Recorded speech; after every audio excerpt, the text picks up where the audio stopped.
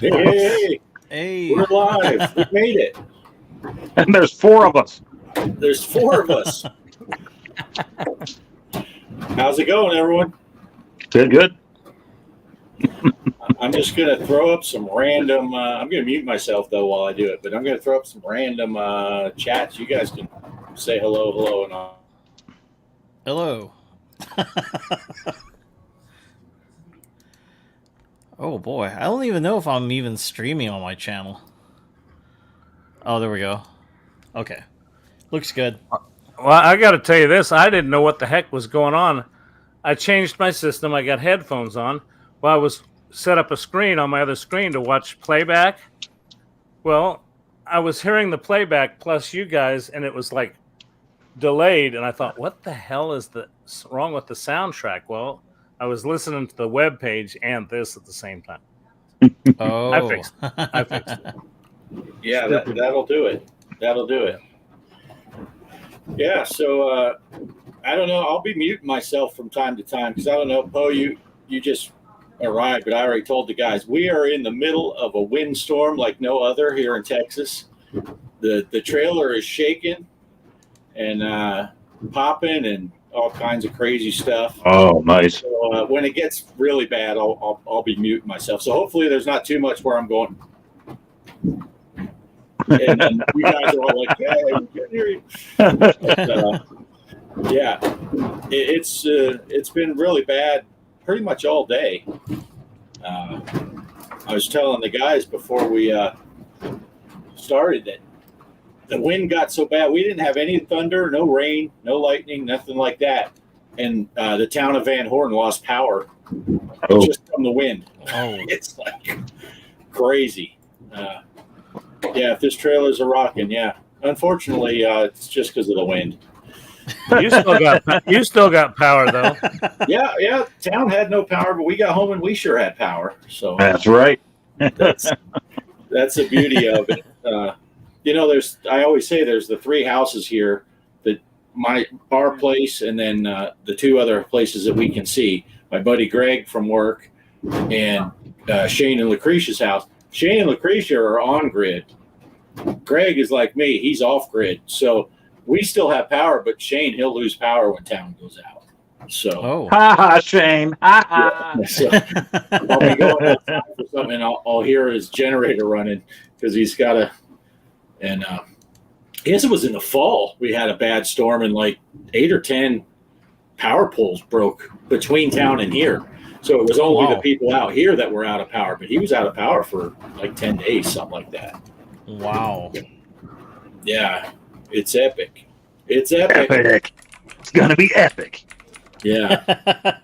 So the Army says we got at least one light because he's clicked it. Oh, thank you, Salty Army. oh, I'm back. Good. Oh, he's back. Sorry. You missed the funniest thing ever, and then that naked chick came on. Well, I've been talking the last few times I showed up. I've been talking about my new setup here, which is not complete yet. It's just sitting on the bar. I wanted to be able to make this my studio, but it's a temporary setup, and all the wires to this are running behind the bar to, a fireman's nightmare. You ought to see this one outlet's got like 35 things plugged in. There's just wire everywhere, and it's running everywhere. Well, then I just looked a second ago, and Betty come flying down the stairs and ran behind the bar. So I'm thinking any minute she's going to chew through one of those wires. She's just fixing herself a drink. I'm going to lose my connection and have a dog back there that's been electrocuted. So that's what I did was I had to go chase her ass off. Oh, Derek, you wish. You wish, Derek. There's this Popo's pee-pee. I don't know what was going on there. Yeah. Somebody told me once that, Derek, if you got a girlfriend, that the hand lotion industry would go bankrupt.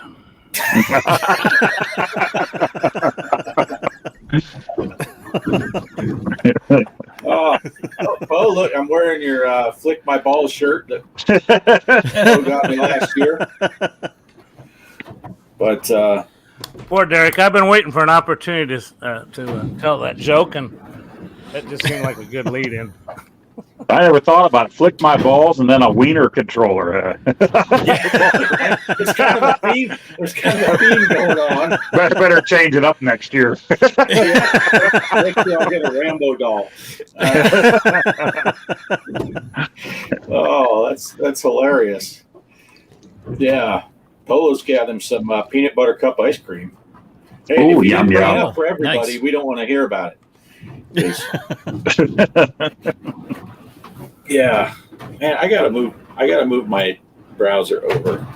I got the camera sitting over here, kind of in front of me, but it blocks the chat, so I don't know what to put up. It's fine when it's just Derek yapping about stuff, but sometimes when it's important people, I want to be able to put it up.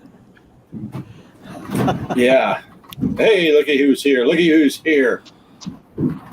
Hey, fellas. Hey, Retro Bliss. Hey, Retro Bliss. Retro Bliss. He says, That's my hey, buddy. but he separated Derek out from fellas. Hey, fellas.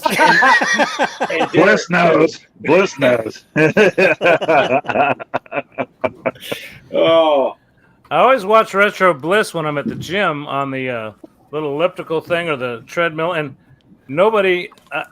I'm afraid to say anything in the chat to acknowledge myself because people ask me questions and I can't answer because I'm on a machine. So yeah. If you're just Derek, tuning in, Bart's at the bowling alley right now. Yeah. Carl O, what's up, gentlemen? Been deep Hey, in the Carl. Starfield playing lots of virtual pinball on his ALP 4KP. Wow. Nice. Oh, cool. 4K. Nice. Derek asked me how I keep up with my cords. I'll tell you what, I've lost my Ethernet cable to the office because of Betty, and she's getting better. She's just a puppy, and I'm training her. So I don't know. It is a pain in the ass. Yeah. Derek, the show Discord just happened to go down. Yeah. He wouldn't do that. I had to message Derek tech support for Retro Bliss's channel the other day. Bliss has got that side channel for the creators, and I went ahead and I went in there. I was like the second person I think that responded when he first started the channel, and then I just kept getting notifications that so and so posted in there, and so. When I click on it, it was just blank. I could never access it again. And Derek said, that's because you're an asshole or something. I don't know. Oh! No, so I messaged Derek because I said, hey, Derek, what's up with that? I thought you knew what you were doing with Discord. But no, he got me fixed back up. I don't know what he had to do. It's usually just me posting stuff in there that isn't constructive at all, just like I do here and everybody else's. Yeah, so it's like our normal chat and Right. so, Yeah, Like staying on topic. Is that it? right. Polo asked what I'm drinking tonight. I drink the same thing every night. It's Whiskey. yeah, water. Water. Same thing here. Yeah. That's all I can drink. Bliss is sorry he didn't participate in the challenges this week. His dad's in really rough shape. Sorry to hear about that. Yeah. No worries. No worries. Priorities. Yep. Priorities. Yep. And hopefully he gets better. Yeah, I'll be thinking about him. Yeah, I know what it's like to have to step back from some stuff, but Yeah, you have to do that now and then. And Derek cheated enough for everybody in every challenge this week. Holy crap. Yeah. He really poured on the cheats this week. Yeah, Derek and Greg. well, Mike said he wanted to see the video. That really pissed me off. I'm telling you what. I said, I'm just going to play this. I don't know this game. I didn't have anything set up to record it or anything. I had my phone laying here, and when I saw that score, I just kept playing. As a matter of fact, they even asked my son Travis, the unknown gamer, last week when you announced the game. I said, hey, do you know this game? Maybe you'd like to jump in. And he says, no, I can't play that game. He saw it pass. He's just, and when I saw that score, I said, geez, I took a picture of it. And I thought, well, there's no video.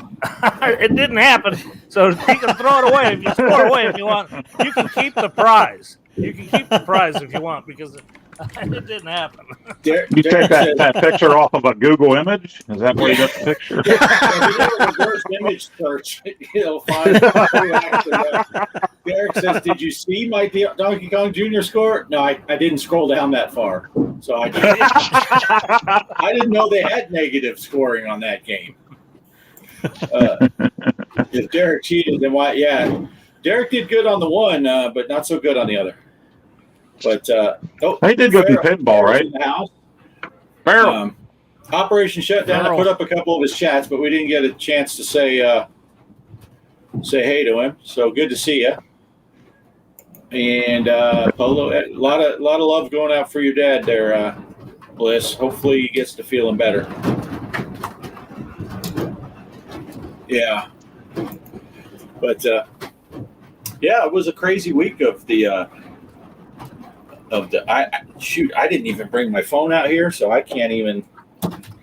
Did you guys see? I posted in the Discord the scores for the pinball that I set up last week. I got the scores for the console, so I can pull those up at least. I know it was a typical thing for the photo for the pinball. It was our typical winners here, if I may. Mr. Livewire again off. Let's see what Mr. Livewire 476 million. And then of course Off Grid Arcade came in second. I came in third. Pixelatorium fourth. Hollywood Polo fifth. And I think that was it. Just trying to save you the embarrassment, pal. Just trying to save you the embarrassment. Hey, I tried that one afternoon, and I was like, it's not getting any better. I'm not playing again. I'm taking my ball and going home. Taking my ping pong, and I'm going home. Mike said, if you get to that point, just stop. You're right, Mike. I stopped. Yep. That's the way I was with Donkey Kong. I'll tell you what, I couldn't get any further. And the more I tried, the worse it got. It happens. It happens. But I usually have to step away and then come back and then get a better score. So, yeah, Mike, you say you have the scores pulled up for the... Okay, I can show you. I'll have to share the screen.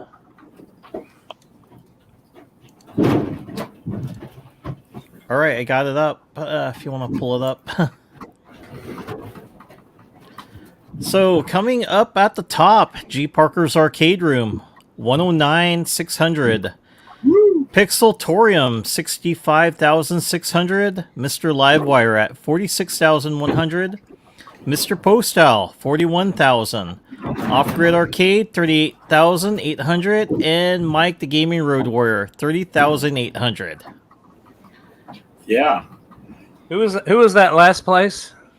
That was me. Yeah. Who was that first place? Who was that first place? Yeah. Well, it doesn't count, remember? No video. That's right. It didn't happen. There's no video. It did not happen. It was listed in the Discord. That was Rewind was number one, and Genie was number two. Right. Well, I think Derek had a really good quote in there underneath that last one. He says, "Wait, G. Parker and Derek are at the top and Mike's at the bottom. What kind of world are we living in here? What just happened?" Well, Derek, you're borrowing my Game Genie, remember? So I can't do good. Right? Yeah, this is like the upside down week. Mike at the bottom. You just stepped back into the Twilight Zone. Yeah. That's because Greg has that Stranger Things pinball machine back there. We're all in the upside down. Doggone it, Betty! I gotta try to catch this dog. Does Mike? Are you able to? Can you access the Discord on your phone? Yeah. And go to the arcade one because I Sure. forgot to bring my phone out here, so I can't even access the Discord. Oh, I got it right here. Oh, G. okay. Parker, first place. Mike the Gaming wait. Road Warrior last place. No, I That don't. doesn't sound right. I got it. Okay, for Donkey Kong Jr., Off Grid Arcade got 55,200. D-Kong 52 got 48,000. Mr. Livewire at 22,500. Mr. Postal at 16,300.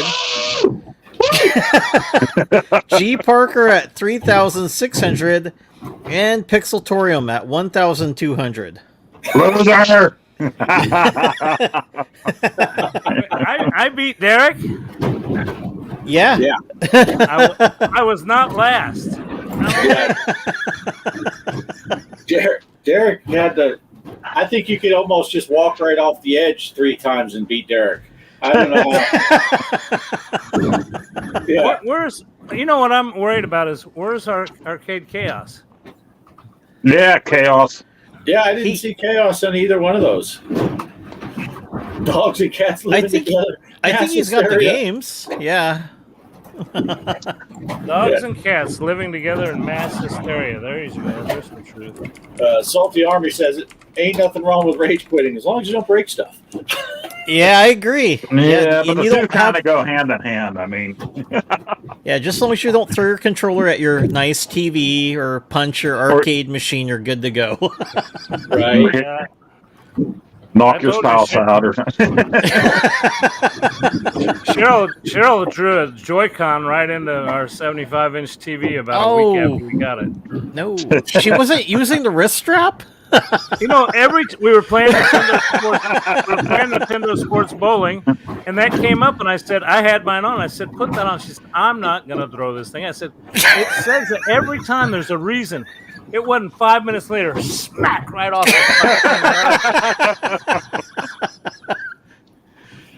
Wow. Yeah. Let's see what else we got going. Oh, Polo asked, "Get the sweet Sega CD and Genesis games on PAX." Now, I'm kind of keeping my arcade to just arcade games. I haven't put on any console games at all. I have a few, but at the same time, I have a lot of those consoles with EverDrives and stuff. So the ones that I have, I'm not putting on there. If there's anything that lends itself well to an arcade stick, I might put it on there. I do have a few. Yeah. I put Zombies Ate My Neighbors on there because I love that game no matter what. So I put that on there for me and my son to play. And it does play well with arcade sticks. But Right. A lot of naughty games on PAX. I think you said something about that in our chat, Bo, that they put those naughty games. I skipped all the puzzler and shooter type because really shoot 'em up and puzzle games aren't my thing. But Menace put Loverboy on there. So I did put that on there last night, that maze game. Nice. And at first I'm like, okay, it's a maze game. You can kind of see the guy got a little wiener going. What's the big deal? Well, you find out once you grab the girl, then it goes to a screen where, yeah, you definitely can't put that on YouTube. You get into the mini game and you got to tap the button. You're tapping more than just the button in that screen. So When's that live stream gonna come on? might have to call myself maybe. Well, I'll change my name to Arcade Chaos. A new channel. Right? But I think Savage actually told us about that game a year or so ago. Oh, I'm yeah. pretty sure. He played it. He played it on his channel. Yeah, I Right. did. Yeah. Yeah, I haven't been on the PAX R Us in probably about a week. So anything that came out since before last show, I haven't seen. I just. Uh-oh. Oh, come on, Chaos. You like those games. You like them. Don't deny that. No, that's funny stuff. That draws them out of the woodwork. Come on, So, Chaos. I love you. It's called Loverboy, though, if you want to play it on your channel. I'll subscribe to your new channel after you play it.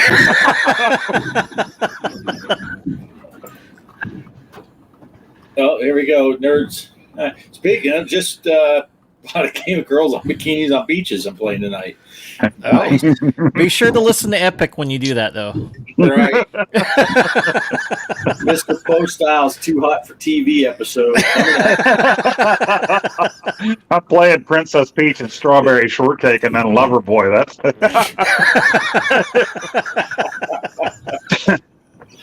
Oh, that's funny stuff. So is that Loverboy? Was that the arcade challenge for this week? Is that Post your videos. Poe? You're supposed to get your big boomstick, right? When's that coming in? Tracking says tomorrow. So yeah, and he did post. Glenn posted in his community tab there that somebody already rated the thing. So somebody got theirs yesterday already. So. Nice, because then next week we'll go with your idea that you had the other day. We'll pick a arcade challenge that's using the light guns, so that me and you can get. Someone will still come in and blow our scores away. But yeah. But let's see what else is going on. Yeah, enjoy the challenge while you still at them. That's hilarious. All right. Well, do we want to segue that in? Since we did mention talked about the big challenges, Poe did choose this week's challenge, and I believe there's a video for that. Did you want to for the video? What do you want? Yeah, and I didn't see, this was actually Friday night, I think. We talked about it. I sent you guys a message. Is it my turn? Yeah, and then I went downstairs to look, and I'm going through, and then my kids called me up to play Mario Party because my daughter stayed the night. She stopped in late Friday. So then I went down. I wanted to hurry up and get a video ready for you guys, and I like to have that ready by Saturday. So I went down, and I'm like, I like this game. No, this one, and then I finally picked one. So I saw there were suggestions in the Discord after the fact. It was kind of too late for those suggestions. So I do like the idea of versus Castlevania. Somebody brought that up in the Discord.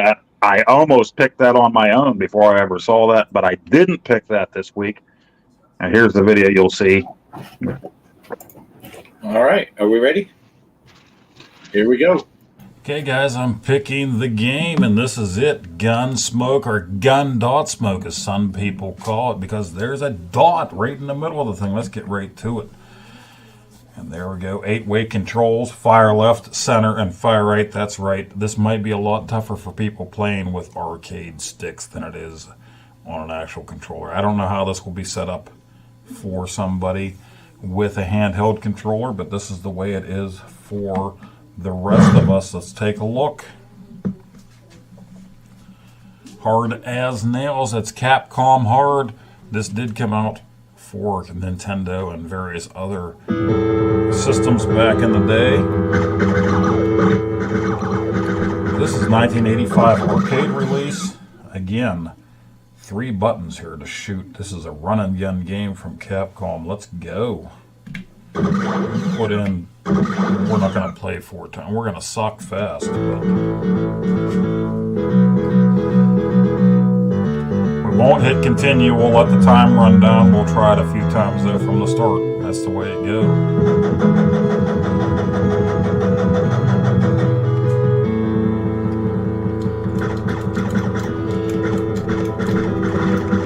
The barrels have your boots. I almost got killed already. I'm gonna get killed a lot in this game.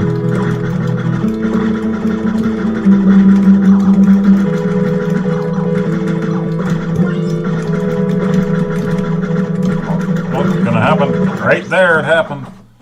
Right there it happened. Very unforgiving game.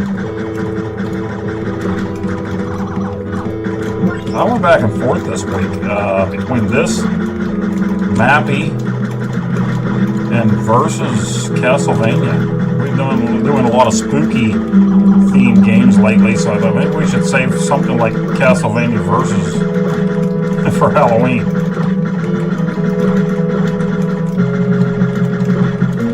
Dynamite. Snikes. Oh. Alright, one more life. Let's go. Snipers and everyone. I've missed my boots.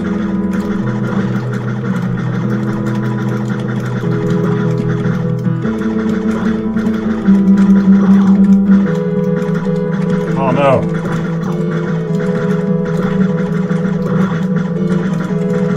Rough, man. That is rough.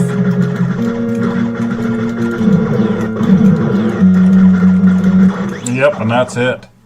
Alright, well, we got 12,200 for try one. We're going to let the timer tick down. We're not going to try to take up too much time here. We'll try best out of 3, but only if time permits. Only if time permits. Okay, let's go. They do all this blah, say blah.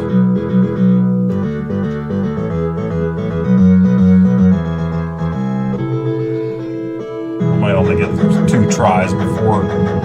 Well, this is going to be the shortened version for the show, but I'm going to have an extended run for my channel here. Run and gun.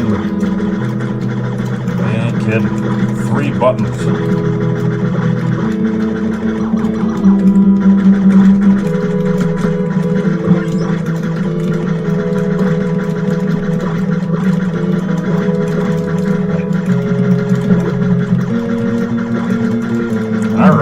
Running this. I didn't buy it back in the day for the NES. I probably own it now. Probably one of those ones I picked up in a lot or from Video Games Monthly.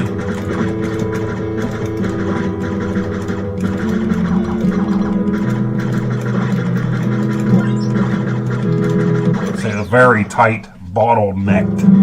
Oh, it almost died already. I call it a run and gun. It's a shooter. I'm not always a fan of shooters, at least not spaceship stuff. And that's it. That's it. Not always a fan of shooters, but when there's something like this, it's a little more unique than a bunch of spaceships. Just getting used to this new laptop camera here. It's a little bit more in my face, and the lighting on it isn't great. Okay, one more. What are we at? 5 minutes?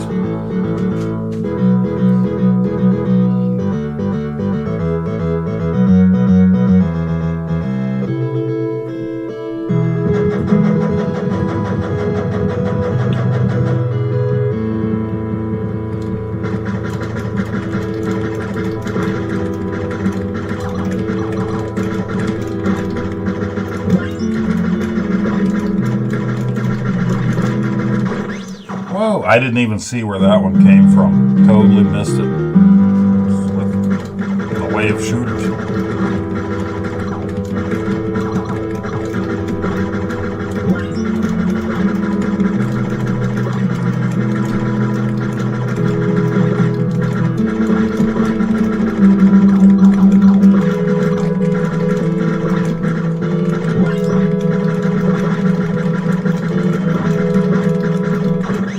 Oh my goodness. Yeah, I think my first score is definitely going to be my best score.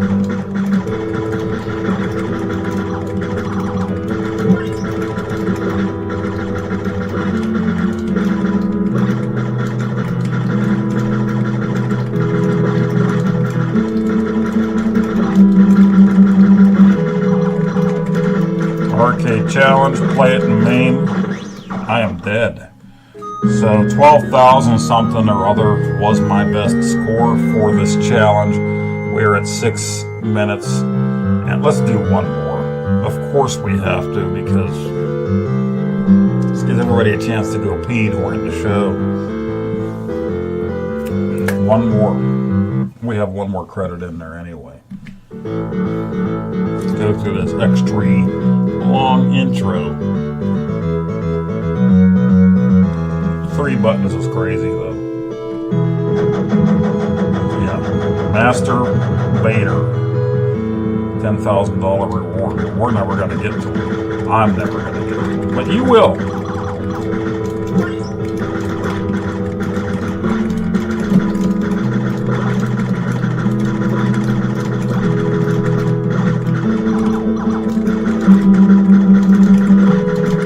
And I'm dead. We had a nice start.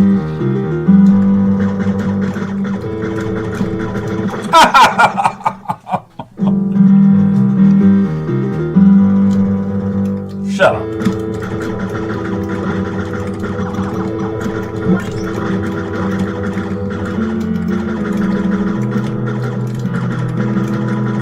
We will get to Mappy if you're a fan of that game. And that's the end. That's the end. And we'll get to Versus Castlevania for sure, but we've done some creepy Trojan and Ghosts and Goblins we've done on the console, so get a little bit away from creepy. We still got 7 months until Halloween. We'll get to Versus Castlevania eventually, but there you have it. There you go. That is Gun.Smoke, Gunsmoke from Capcom 1985 arcade release. It's also out there for your NES if you're interested, but this is an arcade challenge. Play it in MAME, play it however you can on a Pi, on an iArcade like I am, on your computer. Not sure where else it is. Check it out. You'll find it somewhere. Back to the show. If this is Sunday night or if this is my video, here comes the wrap up.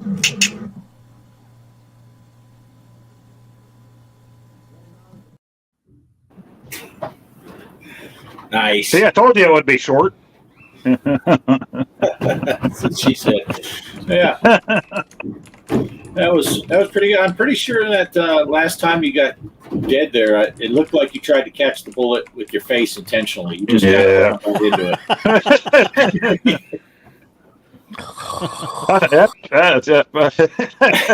it. Don't wake Greg up. The show's not up, Greg. Betty chewing through his wires back there. Is Poe done? Yeah. Okay, thanks. Oh man, must have drifted off. Yeah, it's definitely different than Commando. You got 3 buttons. You know, you got one to shoot this way, one to shoot that way, and one right up the middle. So keep on your toes or on your fingertips. Yeah. And no, pushing all 3 buttons will not fire in all directions at the same time. That's a tip. Yeah. I've never played that game. I'm looking forward to it. I did download it. I didn't push it yet, but I downloaded it. Nice. And so I'll shoot a video of that this week. Now that's the arcade. That's the arcade challenge, right? Because one week I played the arcade challenge on a console or vice versa. I forget. Yeah, this That is was Ninja Gaiden. yeah. Yeah. Ninja Garden. Yeah. That's a cool RPG, right? You're exactly right. That was Fruit Ninja or Ninja Golf. Fruit Meat Saber. Love Meat Saber. Man, when your video was playing about halfway through, I got hit with a blast of wind, and there was so much sand. It sounded like I'll be surprised if there's any paint left on the outside of this trailer. Oh, I was like, I don't think you guys can see the green room. Greg can, but I don't think you guys can. But I'm sitting there like, what the crap? The whole thing was just shaking, and the sand was hitting. So I wish you could have heard it. It was just ridiculous. But Derek says there's probably a mod for that, Mike, where you can push all 3 buttons. I'm guessing, Yeah. and then you can jump. no cheating, Derek. Don't use the Game Genie for nefarious purposes. Right? Mappy arcade rule. We might have to do a Mappy soon. Mappy's getting Yeah. some love. That's a fun one. Yeah, I almost picked that. So, yeah, if somebody wants to call that one next, I'm ready for it. Well, I'm not ready for it. I'm going to sign, but I have it on the iArcade, so I'm ready to play. Yeah. Let's see. Somewhere up here, I didn't put it on, but Chaos had some hints of some games that might be a good idea. Now I can't find that particular comment. So Oh, sorry, It Chaos. was Loverboy. Oh, here we go. Heavy Barrel, Breakthrough, Lock and Chase, and then Mappy again. Yeah. Lock and Chase is great. Yeah. Mousetrap. Mousetrap. I thought about Mousetrap because that's Yeah. one of your favorites, right, Poe? From Yeah, from I like the old classic ones. yeah. So those, Now that's what I miss about the PAX R Us Discord is when everybody was throwing up the old classic games. right now they're all about the console games. Which I will get that House of the Dead 2 for Dreamcast if they put that up because that's oh, nice. a shooter game. But last It's a I good heard, game. they can't get it working. So Somebody modded. I think somebody modded Star Wars Arcade to be a light gun game on there. I saw something Oh. about that a while back. I'm like, that's different. I don't know if I would do that or not. That's Yeah. that's strange. I think Brett did a video on that. But yeah, I don't know if it went worldwide or not, but yeah, I did see that they turned the Star Wars arcade game into a light gun. I shooter. was looking up. It might be. What's neat. that game? NAM 75, which wasn't a light gun game, Oh, good but game. the shoot. SNK. But I wanted that on there. But I think the only one that somebody put up on there, they changed it to a light gun game, and I want to play it the way it's supposed to be played. So I'm hoping somebody puts that up the way it's meant to be on there at some point. Yeah, I wonder if you got it and just didn't push the config. Maybe, yeah. If Come it to think would of run in standard. I'm thinking now. I didn't hear most of what you said, Poe, because I was still thinking about the Star Wars thing. It might be cool when you're doing the first and you're shooting at the TIE fighters. And then even in the second stage thing where you're going through the towers and you're shooting the red things on the ground and the white thing, that might be kind of cool. How would you do the walls going down the trench run? I mean, you could Yeah. shoot the fireballs coming at you and the little ports on the side, but how would you go up and down and go over the walls in the trench run? Yeah. It doesn't Yeah. seem like it's very light gun inducive, unless you're supposed to just hold the trigger and do this. I don't know, but yeah, I wonder though with that other one. What were you? Which game was it that you were saying? NAM 75. Yeah, NAM 75. I wonder if you just pushed it and didn't push the config file. Yeah, that might be. Yeah, and I don't know. Derek says if it's config, can you play both ways when the gun is enabled? I don't know. Because Some of those games I think I messed with, you could move around the controller, and some of them you couldn't. Yeah. Because I did put a couple games in anticipation on there over the weekend for my light gun. So a few of them, I think the joystick did work with crosshairs, and then some of them didn't. Yeah. Yeah. Operation Wolf is one of them that actually was an iArcade game that they sold that you can actually use the joystick and the crosshairs with if you don't have a light gun on there. Right. Yeah, and I haven't installed it. I didn't buy it when it was for sale, and I didn't unless it was in that pack, that big pack. Did you download that big light gun pack? No, I didn't do a whole pack. So I went through just last night and picked a few games that I wanted, like Terminator 2, Lethal Enforcers. A few games. Yeah. Uh-oh, Betty's going to get in trouble, Kelly says. Betty? She getting over behind the pinball machine, and there's a wire hanging out the back. I think it's to run up the USB to the camera that's on that pinball machine. She was looking at it like, I'd like to chew you. Never did, but she was looking at it. Say hi to everybody. Say hi. See, if I pick her up, it'll piss her off because she wants to run. Then she won't come back down here because she'll go, that asshole will pick me up. I did do a video the other day. If you saw it, she was barking her tail off, and down here in the arcade room, right at the top of those stairs over there's the front door, and she was up there barking and barking and barking. Like, acknowledged the fact that she was saying hi to Nacho, because I know every time Poe watches a video with Betty barking in it, Nacho starts barking. Yep. She's not very happy. So we're going to put you down and go ahead and proceed, guys. Didn't mean to interrupt. Never act with a dog or a child, right?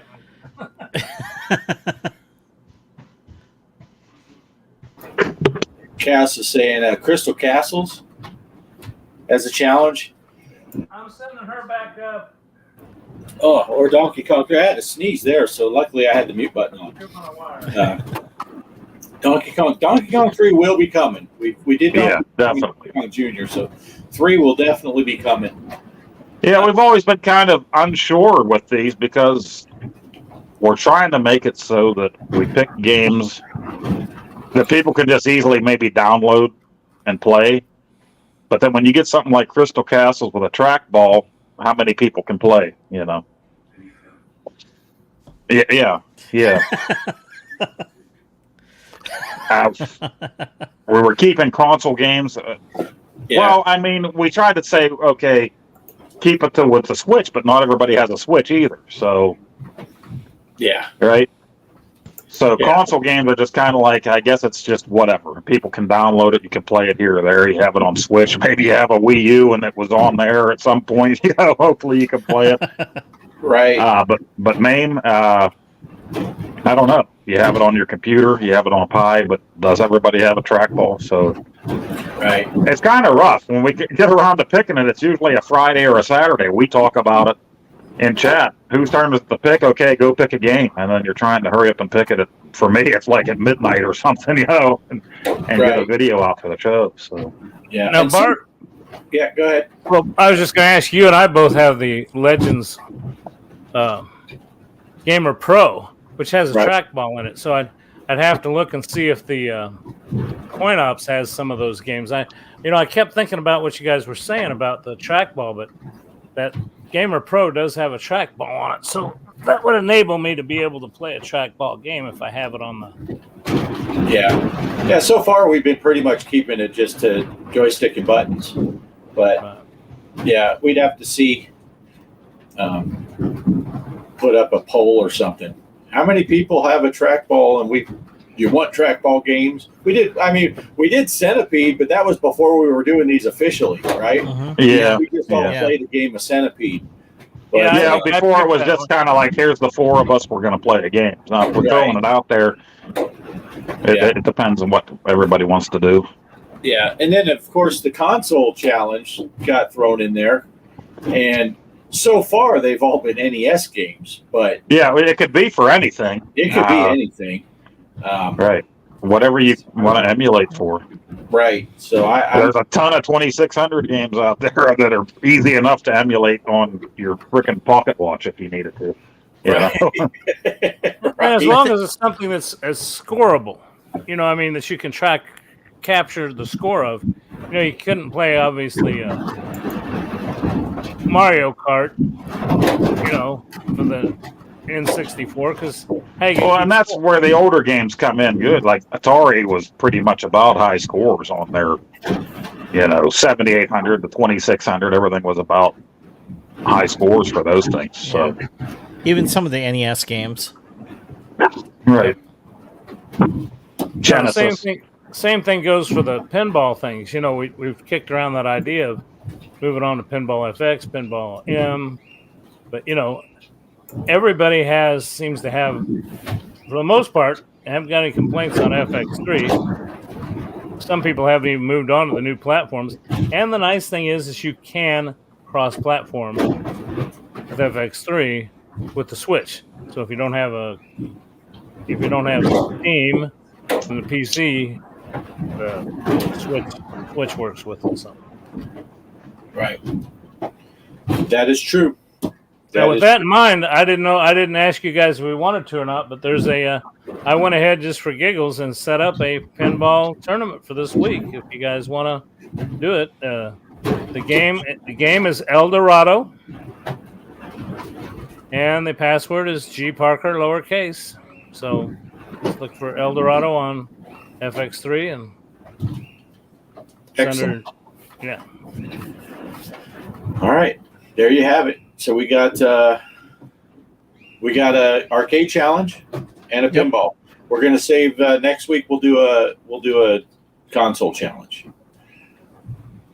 So, and I'll leave that up to the three of you because I don't know much about consoles. So, and then I just download and play whatever you guys say. I don't- And Bart, you've been taking care of all the scores and stuff and doing a lot of work and handling this show for me while I've been out. Don't worry about the scores on the pinball thing. I'll keep them up on the Discord and take photo shots of the scores and stuff. So Okay. you don't yeah, even yeah. don't worry about any spreadsheet or anything. No, it's just for fun anyway. And you've been doing so much lately. So Yeah. Yeah, no, appreciate it. Mike's and I'll been take doing the- the console console. I'll stuff. I'll take care of the console stuff. That's right. Mike's been taking up some Yeah, of that Mike's slack. been doing that. So I've really only Yeah. been doing the arcade one. Yeah, don't worry about. I won't do shit. So,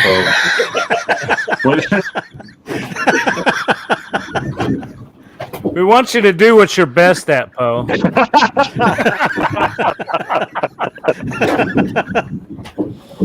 Yeah, let's see. Chaos just made one for Shama, and he swear he almost picked El Dorado.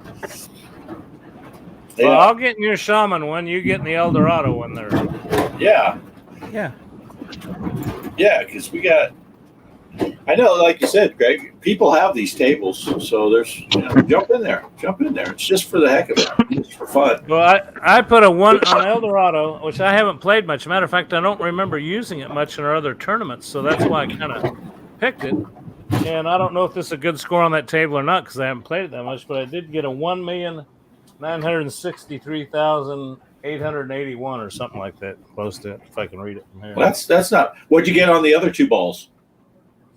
Oh wait, that was your final. Okay. I got the same score on that I got on Ghosts and Goblins. Oh, wow.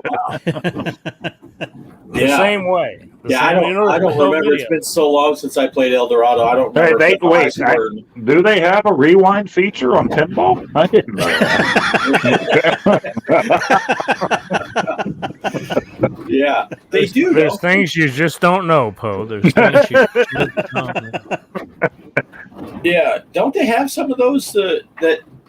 Because I thought I saw something in FX that people were complaining because you couldn't do that like you could in FX3, where you could back the ball up. And Yeah. do a rewind feature. One of now and the Stranger Things over there, you can do it on that. It's Yeah. called taking the glass off. Putting a little piece of thing down by the drain place and just pick it back up and put it over there on the launch thing. Yeah, I figured that out when I had that Joker's table. And to get the big jackpot, you'd have to get multi-ball going and get 4 balls up that ramp and the center ramp. And if you just take the glass off, you can just catch the ball and drop it in there 4 times. You can get that bonus every time, just like that. Yeah. Yeah. Let's see. Polo said Menace is putting up a bunch of games on the packs, and he said he's got a few more he'll be adding tonight. Nice. Good. Yeah. Like I said, I haven't been to the packs page for over a week at this point, but I need to get on there. I put Loverboy on there, Menace. Woo! That's a Nice. game.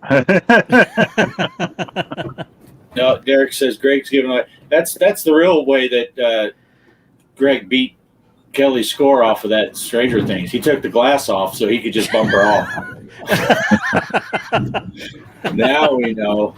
No, I am really upset. That really did upset me too, because I always bragged about my friends from Texas that had the score on that thing, and that stupid thing said when you do the I never thought they'd in the world update that Stranger Things had been out so long, and they did come up with some cool updates. Said it wouldn't change any of your scores, but what it added is more of those feature games, those extra games that you can play. And I didn't think anything about it. Well, it zeroed them all out. Just zeroed them all out.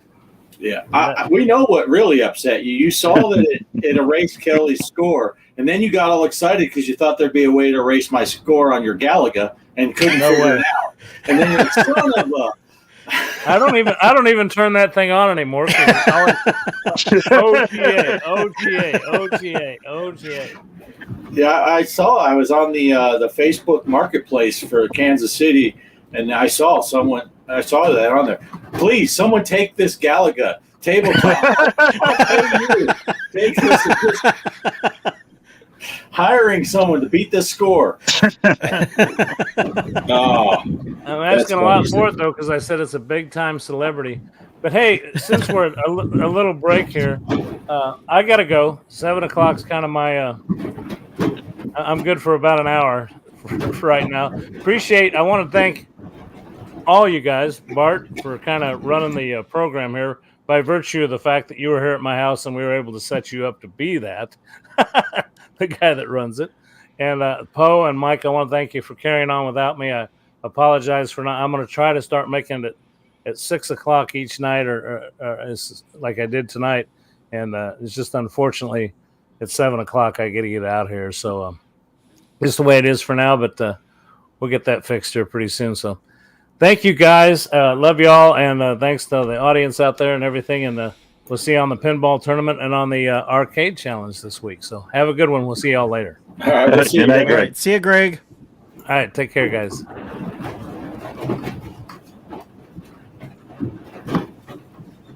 I like how everyone pretends that they like Greg in the chat right before he leaves, and then how they just shit talk the hell out of him when he's gone. Yeah. I'm still here. It's okay.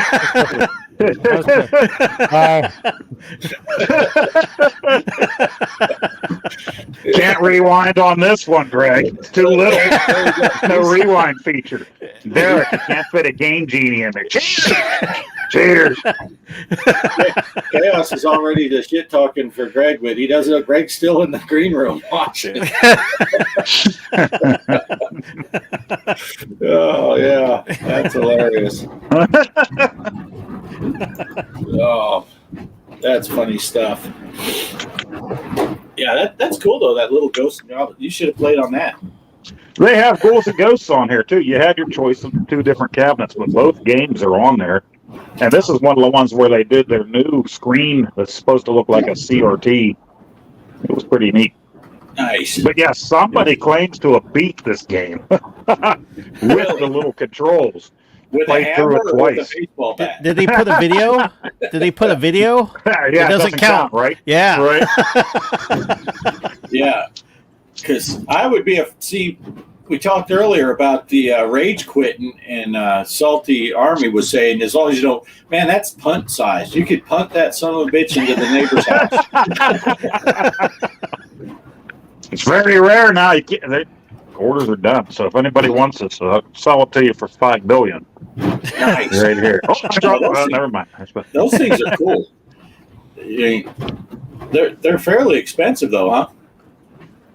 Yeah, I only have the 2. I have this and Dragon's Lair, and that's all I'm really interested in. I was gonna buy remember when you were talking to me about that on messaging? I was gonna get the Ghouls and Ghosts, but that was sold out.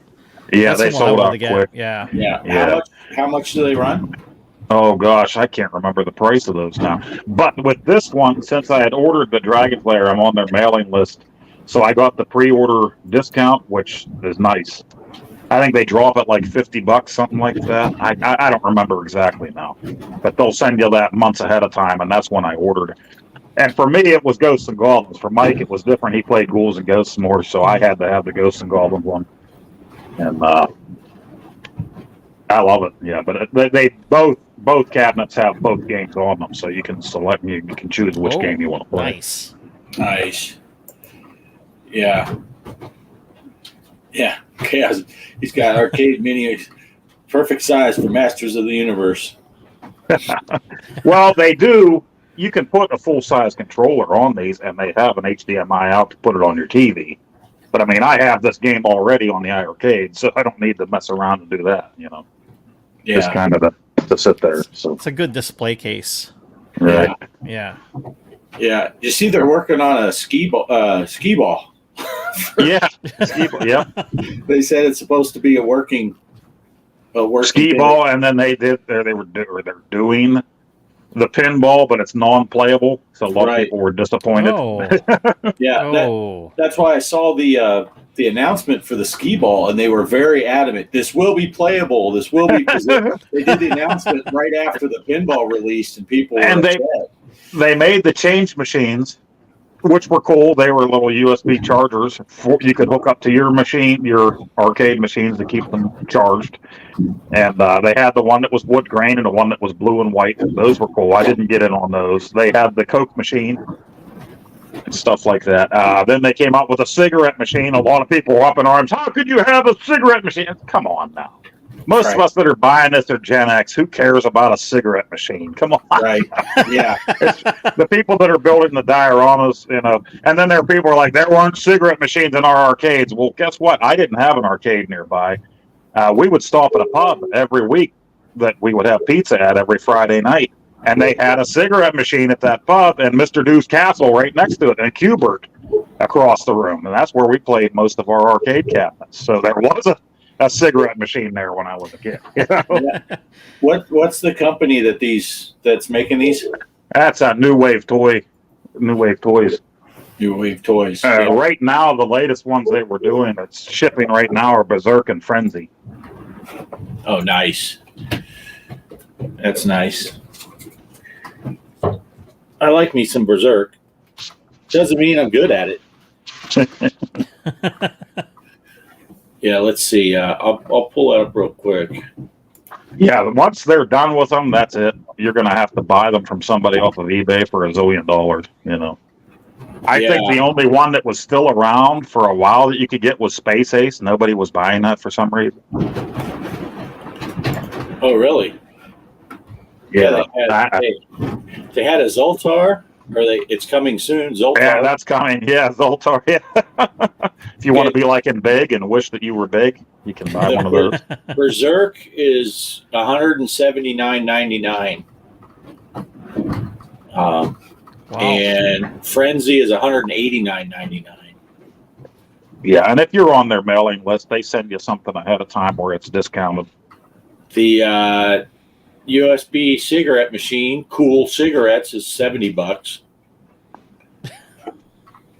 And let's see, Ghost and Goblins is sold out.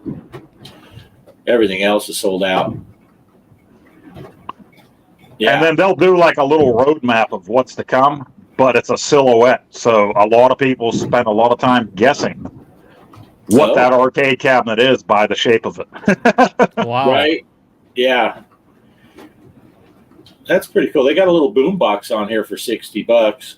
Yeah, they did a few different versions of boom boxes you could get, and I think a little BMX bike. They just try different things out with it. You know. Right. And you can get the fancy carpet to go underneath, blacklight carpet.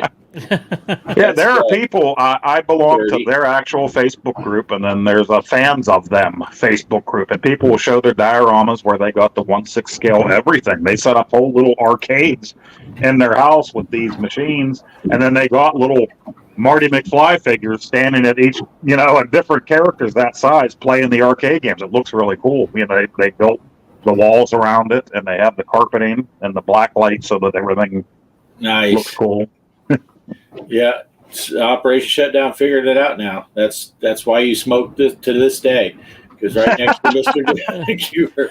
I'm bad because I wasn't one of those kids that grew up smoking. We all knew the kids that grew up smoking, right? 12-year-old with the cigarettes rolled up in the. Right. Now I didn't do it until after I graduated. So Kelly did an eBay search, $400 for the Dragon's Lair. yeah, they just keep going up. Yeah. Yeah, and then they are fully working, fully functional, other than the pinball. The pinball was not a fully functional. It went into demo mode is all it Well, did. All the other ones are fully playable. They keep adding to them. Like I think, like this one has the CRT filter or whatever screen that they put in it. And this one here actually, now a lot of them came with the little tokens. This one you can actually put the little tokens in for the credit on them. They didn't do that before this. So the coin slot actually works. I have the credits or the tokens inside. But if you put them in, it'll count as a credit. Or you can just push the button and there's your credits. But yeah, it's neat. They made it a functioning coin slot on these. Wow. And the Dragon's Lair one, when you open the back, it has a little fake laser disc player in the back with the laser disc and everything for Dragon's Lair. So that there's a lot of detail to them. Yeah. That's really This one cool. shows a little padlock on the back. Yeah, that's really neat. And the boxes they send for them look like the actual shipping crate that the arcades would get the cabinets in. All of that. Missile Command on Amazon for $179. That's funny. You could get it through Amazon, but it was sold out on the actual site. Yeah, there's certain ones like that other sellers had. Oh, look. Here's this button. Oh, Look at us Wow. taking up the big screen. That says F my balls. I cover that F when I go back into the house, but Kelly suddenly she forgets how to read. I just there with this screen on, I could just sit like this. There we go. And we're canceled. We're canceled.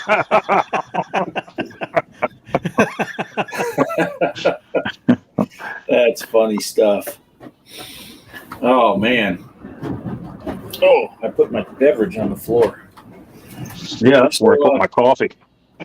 So I got to be careful doing that because I'm out in my garage. We're getting springtime. I might get a spider or a cricket in there or something. ooh, yuck! yeah, soon here we'll be running into snake time. Ooh. This week well, I think it got up to 70 here today. The next few days is supposed to be in the upper 60s, which is good because Oh, I got nice. to do outside. And then I think by Friday it's supposed to be almost 90 though. Oh, So, man. That's No, we were only in the 40s today. It was sunny as hell, but only in the 40s. So.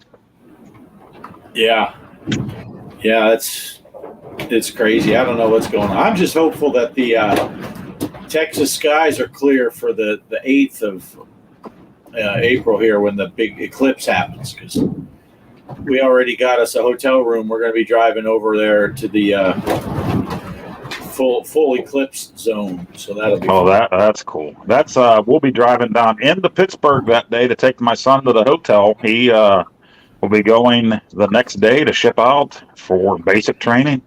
Wow. So Nice. he has to be at the hotel on the 8th, and my wife said, "We're taking him. We're taking him." I said, "Okay, Mama."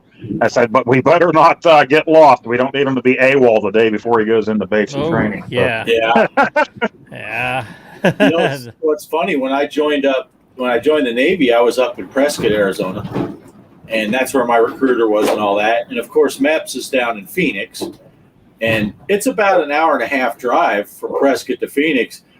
And part of my deal was when they were wanting me to join up, I said, well, then what happens on my day when I ship out to boot camp? He said, well, you come over here, we'll drive you to the bus station, and you'll take a bus down. I said, oh, no, deal's off. And he goes, what do you mean? I said, you're flying me down to Phoenix or I ain't going.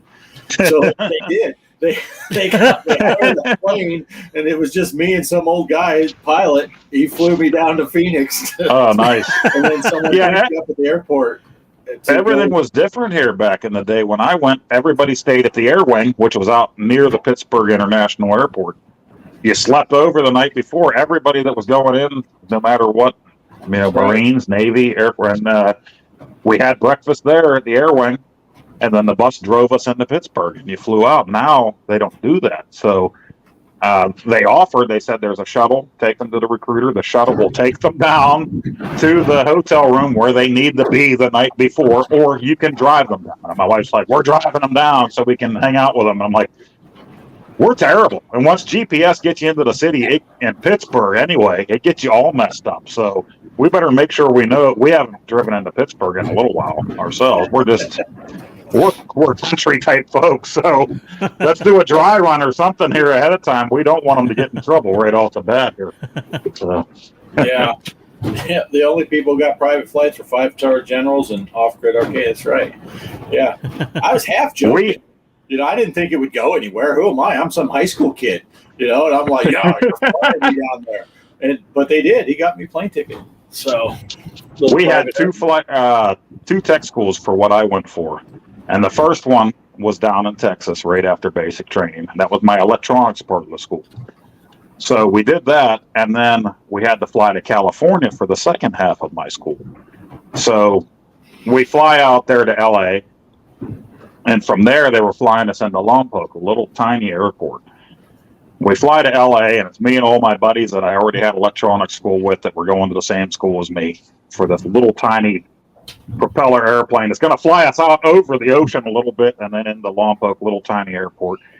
Vandenberg Air Force Base was way more officers than it was enlisted. We're on this plane flying out over the ocean, goofing around, joking. With the turbulence, we're all over the place. The plane lands and we get up and we stand, and I'm not even thinking about it. There's all these officers behind us. And of course, I let one rip, thinking we're all walking off the plane. No, we're standing there, and then we're waiting. So then there's all these officers in the back of the plane, like, oh God, and we're all standing there in uniform, like, wasn't me. I'm an airman slick sleeve at the time. Who's that guy? I crop dusted a bunch of officers on my first day in California. Excellent. Nice. That is a story right there. Yeah, it was. Yeah. But that's exciting times for your boy. And proud times for you. No, for sure. It's Yeah. going to be a longer thing. Like whenever I graduated down there, it was a one-day thing. And my wife came down with my parents to see me, and you did your parade and everything, and you saw them. And then the next day you went on to your school. Now they do a whole 2-day thing. I don't know what all it entails. There's some kind of coin ceremony for the airmen, and then they have an airman's run where you watch them running and stuff like that, and then their parade. So there's all kind of things for like 2 days straight down there. Oh, So wow.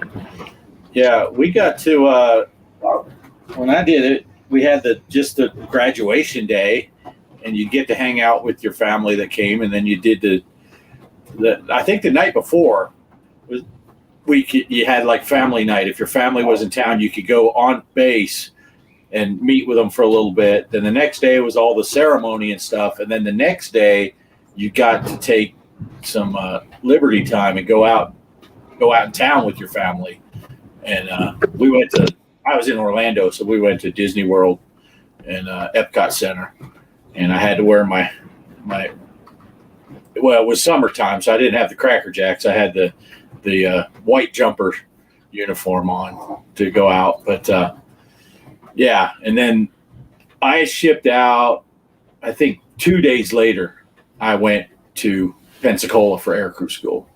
So, and my ex-wife and my parents flew out for the graduation, and then they spent, they were in Florida, so they spent a week. They went to all kinds of stuff.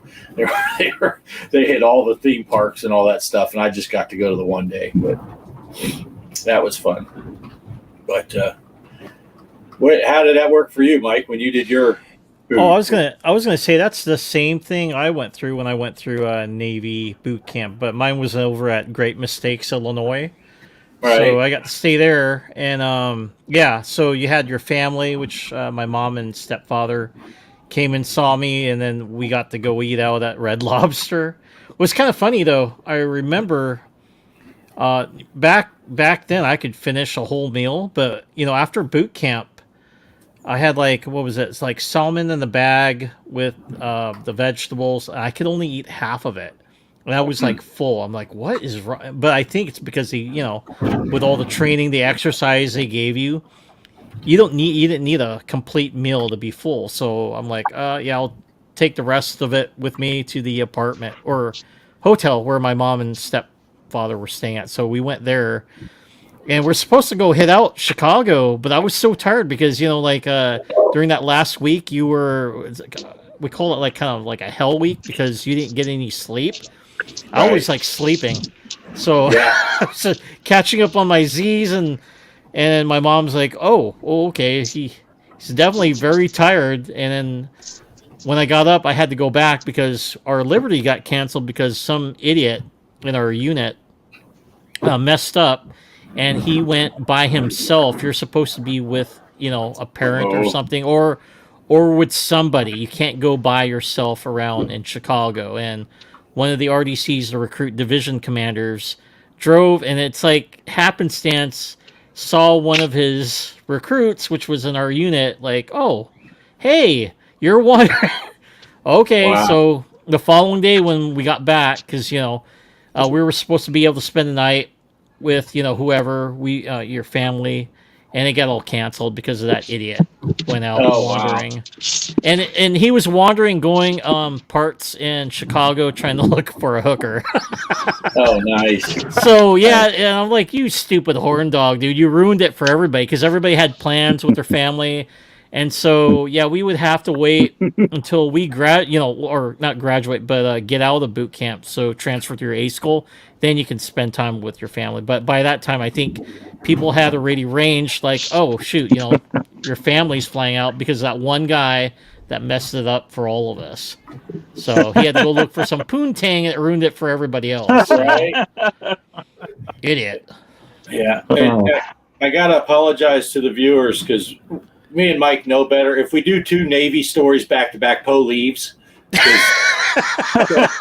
My microphone was nuts. I don't know if you could hear that. It started buzzing like crazy, so I was trying to see what was going on. I had to unhook it and hook it back. Did you guys hear that?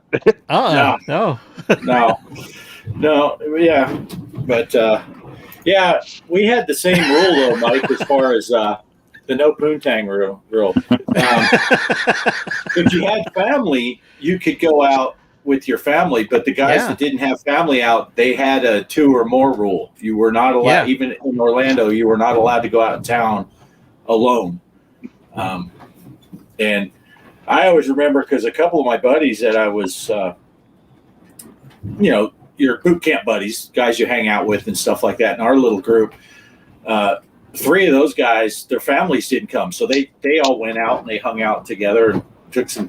And when they came back, the one dude was like, dude, I can't remember the guy's name now, but you got to remember, this is 1987 when I went through boot camp. So times are a little different. The next day we're talking about it, and the one dude goes, whatever that other guy's name is, he goes, man, he got totally drunk when we were out, and he's gay. And we're like, really? Because back then, no, you're done. You're yeah. dude, you're gay, you're out. Girls could usually get away with it for a while as long as they weren't too over the top with it. But dudes, so we're like, and then you start thinking, we had community showers. We used to hang out, so it was no big deal. You'd be in the shower bullshitting and talking stuff and put a different spin on it. But yeah, he didn't get caught. No one ratted him out. But I don't know how long his Navy career ended up being, but yeah. So Yeah, when it was my era, I went in '96, but it was don't ask, don't tell. So Yeah. you could be gay, and just as long as you didn't tell that to everybody, you kept it private, then it was okay. Yeah, that's what I remembered from it. We Yeah. had girls in the squadron that when we'd be on deployment, they'd get a room. They'd push their bunks together. They didn't even try to hide it. But most dudes, you joke around. Well, yeah, because lesbians, yeah, well, that's cool. But guys back then, yeah, it wasn't don't ask, don't tell. It's if you're found out, you're done. No questions, instant out. So I had a friend. He was from what was it? No, he was from New York. So we call him Vinny. He's Italian American, and he had room inspection duties. So anytime he came up to my room, because he'd always like to joke around with me and try to piss me off, and he'd say, "Oh, hey, that's Mike's bed," and then he's like, "Yeah, let's put his bed next to this guy's bed." There we go. And then he'd take a snapshot of it and stuff, and then he's like, "Yeah, well," and then he'd write up his report, but it was like a fake one. So his original, oh yeah, his room's clean, but later on he'd show me, it's like, hey, you're 2 racks, sir, and then he'd be saying like, and I go, I didn't move that there. And he's like, yeah, that's right. That's because I'm your new roomie. I'm like, oh, dude. So he'd always do that to me. He'd always, because I didn't like being hugged in the Navy, and he's that type of, he's a big Italian, right? And he's like, anytime he sees me after we get back from a deployment, give me a hug and stuff. But I don't know. Is that like true from New Yorkers? They're very touchy feely. It's like, oh, dude, don't do that to me. But yeah, it was funny. I miss that guy though. He'd always clown on me all the time and do that kind of stuff. Chaos is talking back about Poe's story here about. Can you imagine him stumbling into the cockpit and ripping one out? That crashed the plane. That reminds me of a sea story that I gotta tell now, and this is kind of, you know, some people might not like this story, but it's related to there. So there's your warning. If you want to step away, now's the time. I flew on P3 Orion. We had a crew of 12 people, big aircraft. We had a galley in the back. We cooked meals on the flights and all that, and there was a head in the back. Had a urinal that was basically like a 3-foot tall coffee can with a lid on it. You'd pee in that. And there was a place to do the poops if you had to, but you don't do that on the plane because it's not polite. I did it on a Greyhound bus to D.C. from Pennsylvania. My wife was pissed. That's a different story for a different time. So, but the thing was, if you did have to go, you know, sometimes you can't help yourself. You got to go. But then you owed the crew a case of beer because you went on the plane. Well, our flight engineer, who we lovingly his name was Jerry. His nickname was just fucking Jerry. And he decided if he's going to have to owe a case of beer, he's earning it. And he went in the back and you put a plastic bag in the bucket, you poop in the bag and tie it off. Well, he comes walking up the plane with his bag.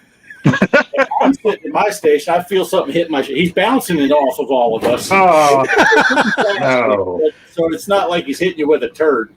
But then he goes all the way up to the flight station because he's the flight engineer. He sits between the two pilots and he watches the gauges and all that. He sits in his seats, puts the bag on the thing, opens the bag, and says, "I guess I owe you some beer." Because no.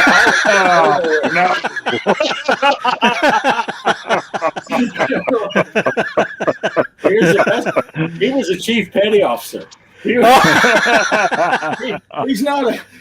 the low man he was our senior enlisted E7. man. E7. Yeah, E7. Yep. He carries his bag, sets it between two officers, and opens it. Guess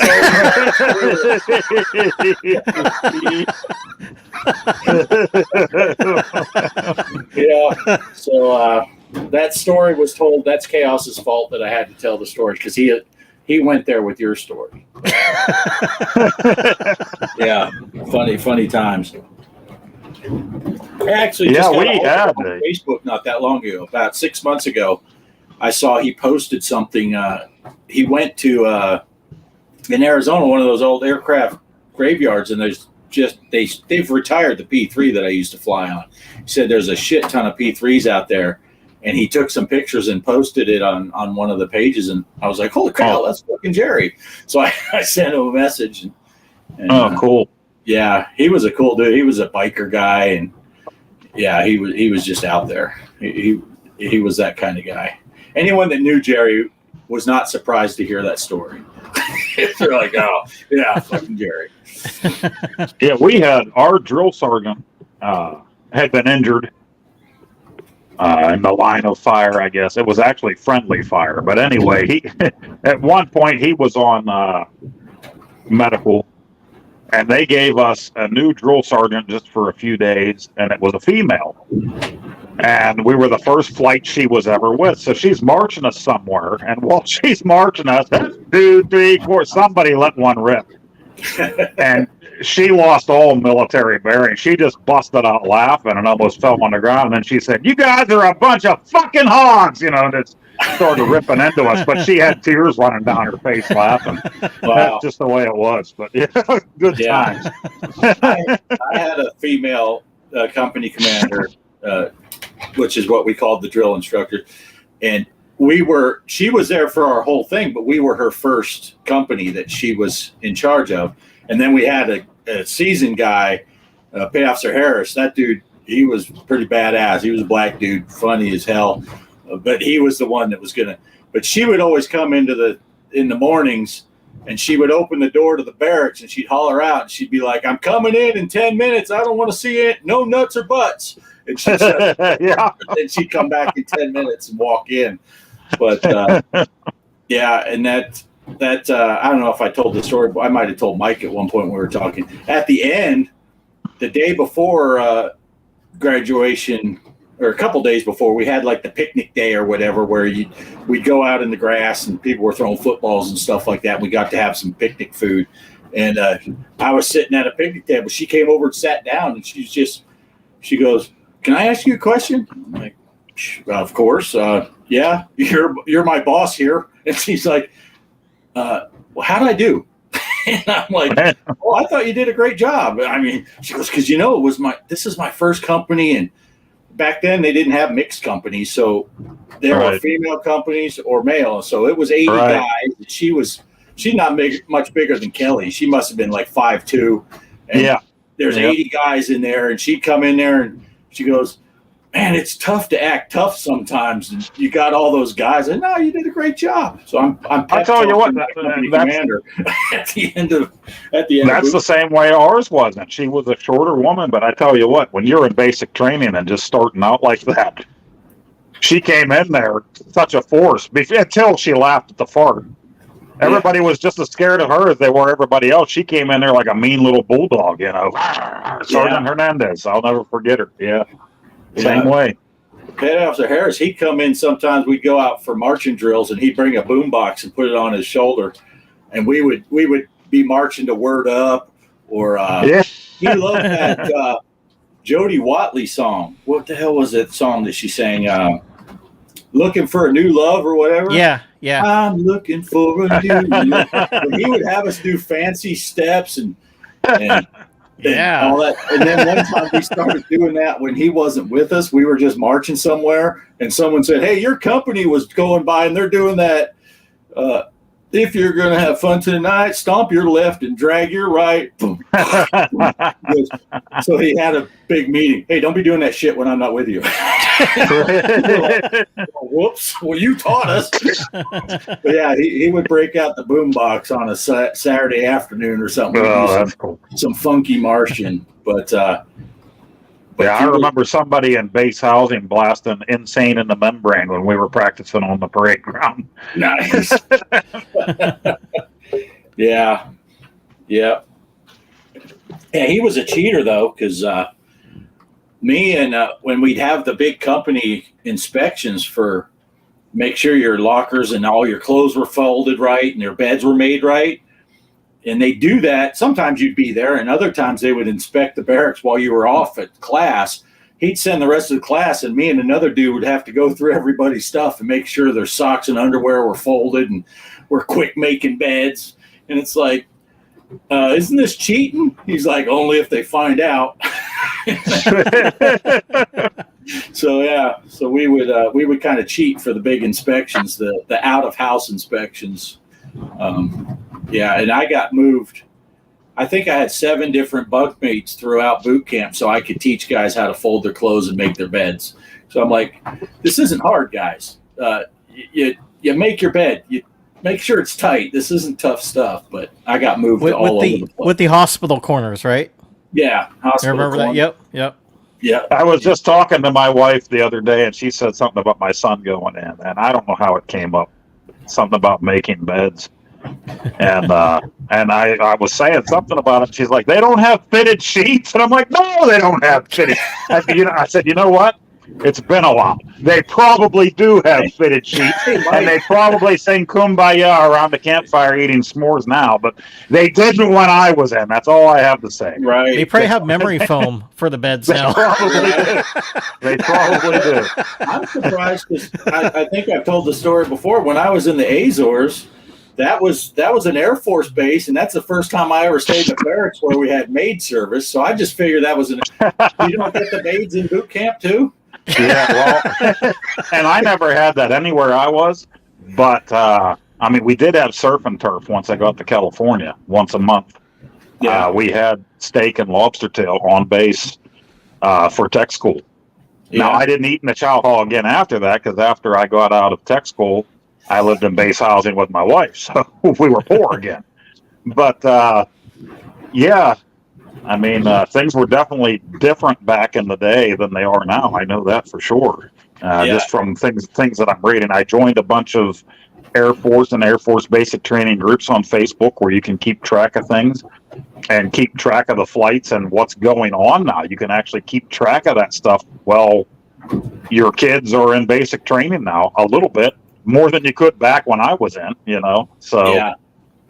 Well, yeah, so much is different now compared to back then. I think about the Navy, and I went on deployments, and I was lucky enough, like Mike, I didn't have to go on a boat, on a ship when I went on deployments. P3s are too big, no tail hooks, so we landed on land. But there was no internet back then. There were no cell phones. I went, my longest deployment was 7 months to Spain, and I got 2 phone calls to my wife using the what do they call those lines that are the government lines that were across. And on one of those, I was 2 minutes into it, and someone picked up and said, "This line is needed. You have 30 seconds." So suddenly it went from, "Oh yeah, we've been doing this," to, "How are the kids? Everything okay? All right, I got to go." And they just hang up on you. But so when you went on deployment there, there was no talking to your wife every night, and seeing your kids. I didn't see my son. Travis was 2 years old. I didn't see him for 7. He didn't know who I was when I got back from Spain. And, my brother my one brother was in the Army and was sent over. But he got out of basic training and tech school and then went over to Germany, and then Desert Shield, Desert Storm. We didn't actually see him for quite a while after his graduation. And I remember him calling home, and one of the other guys in the Army was drunked up, and he called home, and I'm at home. I'm just a kid at home. I'm watching Perfect Strangers on TGIF Friday night. Right. He calls home collect, and it's like, holy cow, he called home, and he was like my best buddy growing up. He's only 2 years older than me. I was so excited to hear from him. Well, one of these other Army guys was all drunked up causing problems. My brother's like, "I'll call you back." This guy was causing problems at the phone. My brother hung up and kicked the guy's ass, knocked him out, and then called us back collect. And we're talking on the phone again. He's like, "Yeah, I just had to knock the guy out. He was messing with me, and we hadn't talked to him in forever." So. Yeah. When it was time to talk to family, that's it. You didn't get many chances back. You didn't have cell phones and things like that. You had a pay phone if you were lucky. Right. If you were. Now, of course, when my son went in, Jason, he went in the Navy, and you would think he's more modern. So he would have, oh no, he went on a nuclear submarine, the missile boats. So they pull out of port, they go underwater, they don't surface till they're back in port. So he would go on his deployments and not talk. But they typically only went out for 3 months.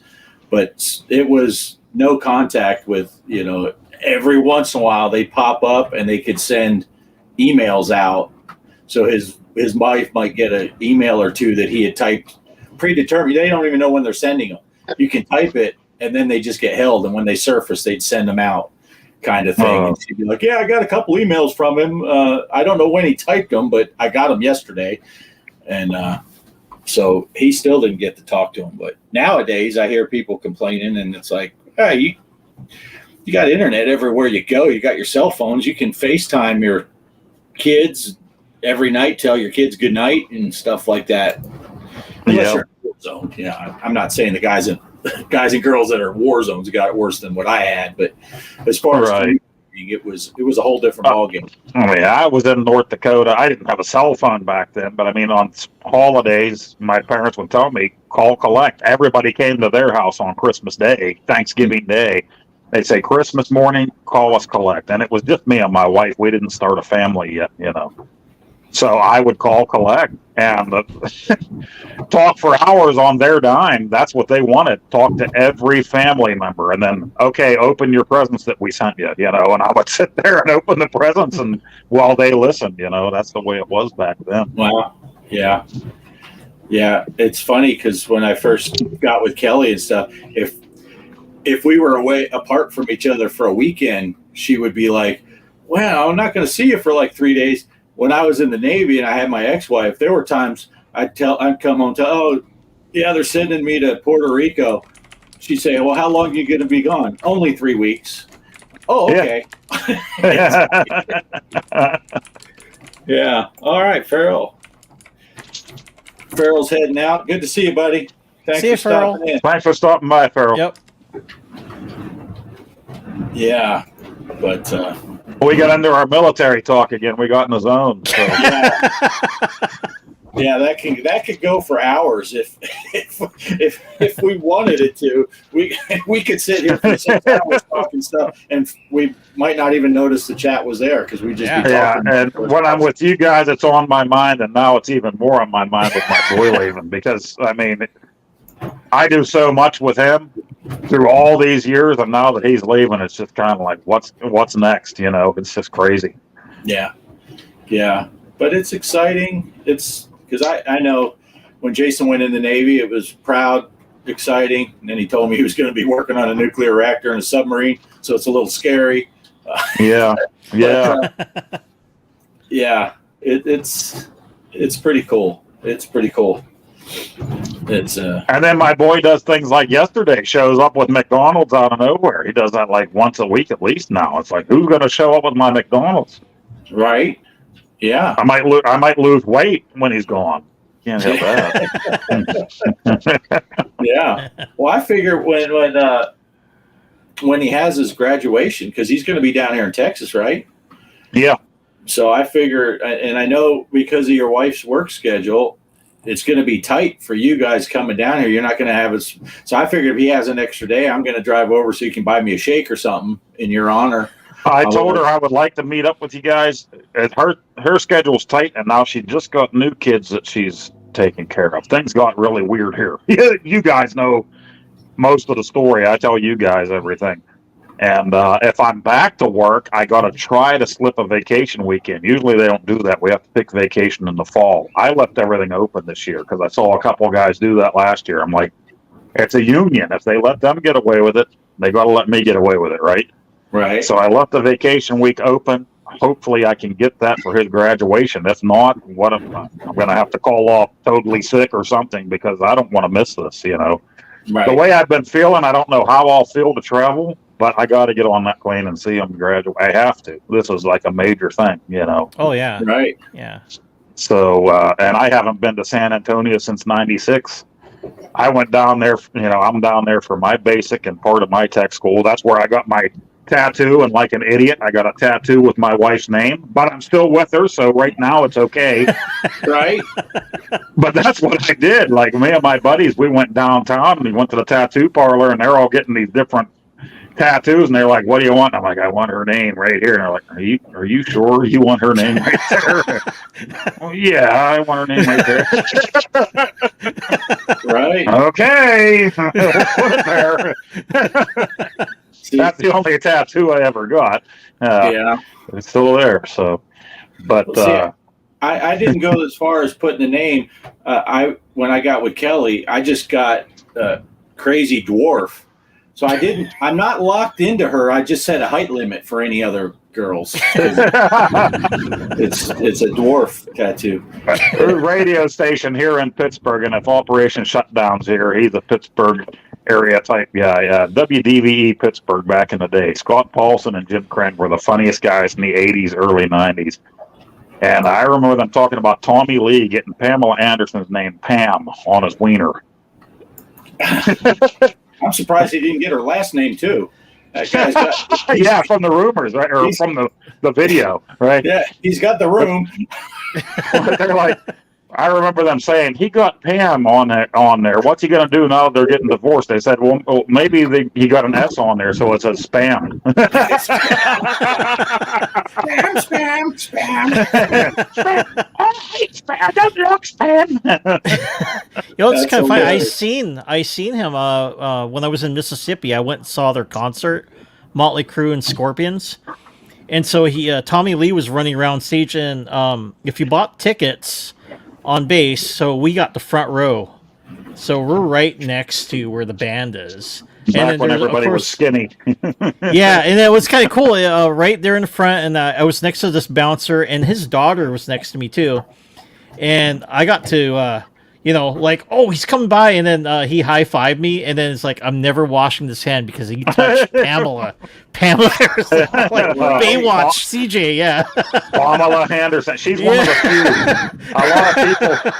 A lot of people had different posters on their walls. Whenever I was an older teen, I had Pamela Anderson on there. I had Paula Abdul too. I think I told the story Oh, before. dude, were you into Paula Abdul too? I bought her CD, Oh, her tape. I only bought her music because the first time I saw her dancing around with MC Scat Cat, I'm like, oh, Yeah. Paula Abdul. Oh, no I way. don't care about Yeah. yeah, I don't care about the music. Yeah, I had her poster in my room too. I had Paula Abdul, her first album, right? Yeah. Yep, Forever yep, yep. Forever Your She yeah. was forever my Your girl. girl. Yep. Yeah. Even Yeah. though she was with Emilio Estevez, it was a mistake. She- Emilio. Brushy Bill Roberts. Mike Kelly wants to know if you got to see. Did you get to see his Pam? No. He should have got. He was cool though. He was the only one that went around and going up to the people up front and just saying hi and then smacking your hand. Well, the lead singer, who's the lead singer's name? Vince Neil. Yeah, Vince Neil. He did not want to touch anybody. It was Well, like, nope. And now he's Nope. too out of shape to touch anybody. Yeah. But it was cool. Tommy was like the most. He went around and he loved being around the fans. They had and stuff, Scorpions. so- You saw Scorpion. Wind of Change. Yeah. They were pretty Yeah. cool too. I loved seeing Scorpions. They can still here comes sing. the echo. Yeah, they can still sing. Yeah, the same way like I heard them on the album.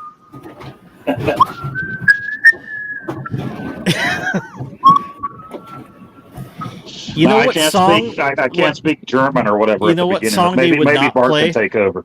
You know what song they would not play? Everybody was like shouting that song, the "Rock Me Like a Hurricane." They Oh, really? absolutely would not want to. No, they didn't play that. Why? song. Why not? That's strange. I think they're sick of it. Because when I went there, they didn't play it. I'm like, oh, okay. They don't want to play their most. It's one of their famous songs. I know that. It's like, I was, man. big Tom Petty fan back in the day when I was a teenager, and Tom Petty and the Heartbreakers and Tom Petty's solo stuff and Kiss too. So I was buying some of the VHSs that they had of behind the scenes Oh, of both nice. Kiss and Tom Petty. And I remember this interview with Tom Petty, and he was like just straightforward about with all the dope and stuff. He's like, sometimes I don't even know what song they start playing when I'm on stage, so I just start singing something. It's like, hey, at least the dude's honest. They Yeah. start playing something, and he just starts singing one of his songs, Vince Nice. Neil acknowledged fans if you got a cheeseburger.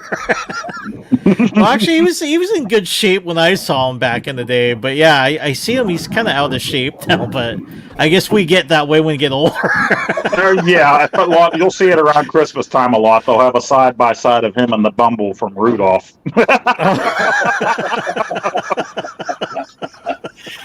Oh, that's fun. Does he bounce? My brother and my sister-in-law, they go to tons of these concerts from 80s hair bands. Well, they did back in the day, too. They've been together since the 80s, and he was a Navy guy. And they've always gone to these, like Motley Crue and all of these hair band concerts, and they still do. And they went to the most recent Motley Crue one, and they record it live like everybody does. And it's just, ooh. They'll put it on Snapchat and stuff, and I got to kind of cover my ears. They're like, "We're so happy we paid all this money to see this," and I'm just like, "Ugh." Just listen to the old cassette tapes. It's And it's not cheap. It's not cheap No. to see these guys. We were gonna No. go. We were gonna go to see Maiden play in El Paso until I saw the ticket prices. I'm like, yeah, I can't justify that, But and I wasn't so much into Maiden when I was a kid. My oldest brother was, and he had Maiden posters. We had to share a bedroom. 3 brothers. We had to share a bedroom in our small house, so he had the Maiden posters up. And okay, I was the Phil Collins Genesis guy. The youngest brother. Okay. Nice. So, and I don't know which Eldon it was, but you had Eddie, right? And he's standing there holding the flag, and there's dead people all around. Was that Trooper, or I don't know what Eldon it was? Probably the Trooper, yeah. And there's dead people. And my oldest brother's like, see that one dead guy there? That's Phil Collins laying there dead. Eddie Cool. But that's not, shut up! Invisible touch, bitch! Yeah. I saw Vince Neil when Motley Crue broke up one of the times, and he was still young enough and in shape. He put out that album when oh man, I forget who was playing guitar for him, but they opened for Van Halen with Sammy Hagar. Oh, And they played in Phoenix, and that was a really good show. Vince kicked ass in that one. Of course, nice. it's kind of cheating when the lead singer goes to a new band, because if they play the similar type of music, it sounds like, it's like this could be a Crew song. Yeah. Because it's, hard rock with Vince Neil singing. But yeah, that was a great album. I love that album. And he was really good. And then of course, Van Halen with Sammy Hagar. That was a good show too. But, Yeah, that would have been something to see. Yeah. I saw in my casino Queensryche's going to be coming here nice. in the summer. So my wife was like, "Hey, you went to because me and her, that was like our first concert together. Go see Queensryche, and they played at our fair, and it wasn't bad. I think it was like $50 they charged. They could have charged more, but since it was in a small town, they didn't charge a lot of money. And of course, I bought their T-shirts for me and my wife, and then I seen them like, oh, they're coming up to our casino. So I was like, I don't know if I want to see it because I already seen them before. I'd like to go see another band, but I'm kind of tempted. It just depends on the price if it's not crazy. But I'm hoping he still sings well. Was it Jeff, right? Was the lead in there? I gotta look at the name. Queensryche? Yeah. He's Oh got my a God. really nice voice. I really like his voice. Yeah. Lying next to you, Yeah. Silent City. Yep. Yeah. Yeah, that used to be one of my go-to songs at karaoke was Silent Lucidity. But yeah, I listened to all kinds of stuff. All my buddies, I had long hair in high school, and so I listened to all the metal bands, and all my buddies were the metal heads. We listened to all that stuff. But I also listened to all that other stuff. The concert I went to before the Van Halen was Howard Jones. So it's like it didn't matter. I like the songs or I don't. So Yeah. in the car, if you go on our Sirius XM, we got the Beatles channel, 80s on 8, Ozzy's nice. Boneyard, and Hair Nation. It's like, Oh, I love Hair Yeah. Nation. That's a good. Yeah, that one's good. yeah. Yeah. And there's a couple others because you can have 6 presets, but those are the 4 I mostly listen to. And yeah, I never did get to see Maiden. I loved Maiden for a long time. First time I heard them, I'm like, dude, these guys are crazy. But yeah, I'd hang out with my metalhead guys, but then I'd go back at the house and I'd be listening to, some old Kinks music or something, come dancing, all that stuff. Nice. Of course, I was listening to one of those when the kids were in junior high. I was listening to some Kinks. I think it was a Kinks. And one of the neighbor kids, he's all about like Limp Bizkit and some of these bands and stuff. And he goes, what are you listening to? I'm like, dude, this is the Kinks. He's like, this kind of sucks. I'm like, dude, this is the Kinks. None of this would be around if it wasn't for the Kinks, because the Kinks were just revolutionary at their but they don't care. They listen to the I would get that same flack, and I might still get that same flack for Gordon Lightfoot. And my dad introduced me to him. But I mean, this guy could tell a story, right? And my his music. Yeah, phenomenal. And my dad had like 45s from him when I was a kid. He would listen to on the huge Zenith wooden stereo in our living room. Right. So when I was a teen and I had my money, I was buying cassette tapes. And I remember my brother and his buddies with their long hair, they would stop in to pick up my brother and go run him. And one of them said to me, why don't you listen to some real music, man? I'm like, you son of a bitch. Yeah. Gordon can write a song, man. Tell a story with a song. What do you think? Oh, man. I liked rock and roll, but I mean, Gordon Lightfoot, man. Rest Yeah. in peace, Gordon. Passed away last year. Yeah. Oh, wow. Kelly really loves him too. Never was able to go see him. Yeah. Storytelling's phenomenal. I watch a lot of we watch a lot of reaction videos of all kinds of stuff, and I like watching people do the wreck of the Edmund Fitzgerald song. Oh man, what a Or good like- song. Because these people they don't know what they're in for, especially if they say, "Yeah, I've never heard this guy before. He's all about," or whatever. It's like they get about a third of the way, and they're like, "This is a whole freaking story. I am engrossed in the story of this." And it's like, yeah, that's good. Yeah. He's There's a whole story there, and then the flip side of that 45 was The House You Live In. And I always loved that song, and that song is on the Summertime Dream album.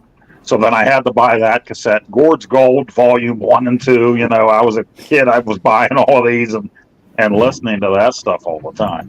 But at the same time, you know, I was still buying rock and roll and Kiss and stuff. That's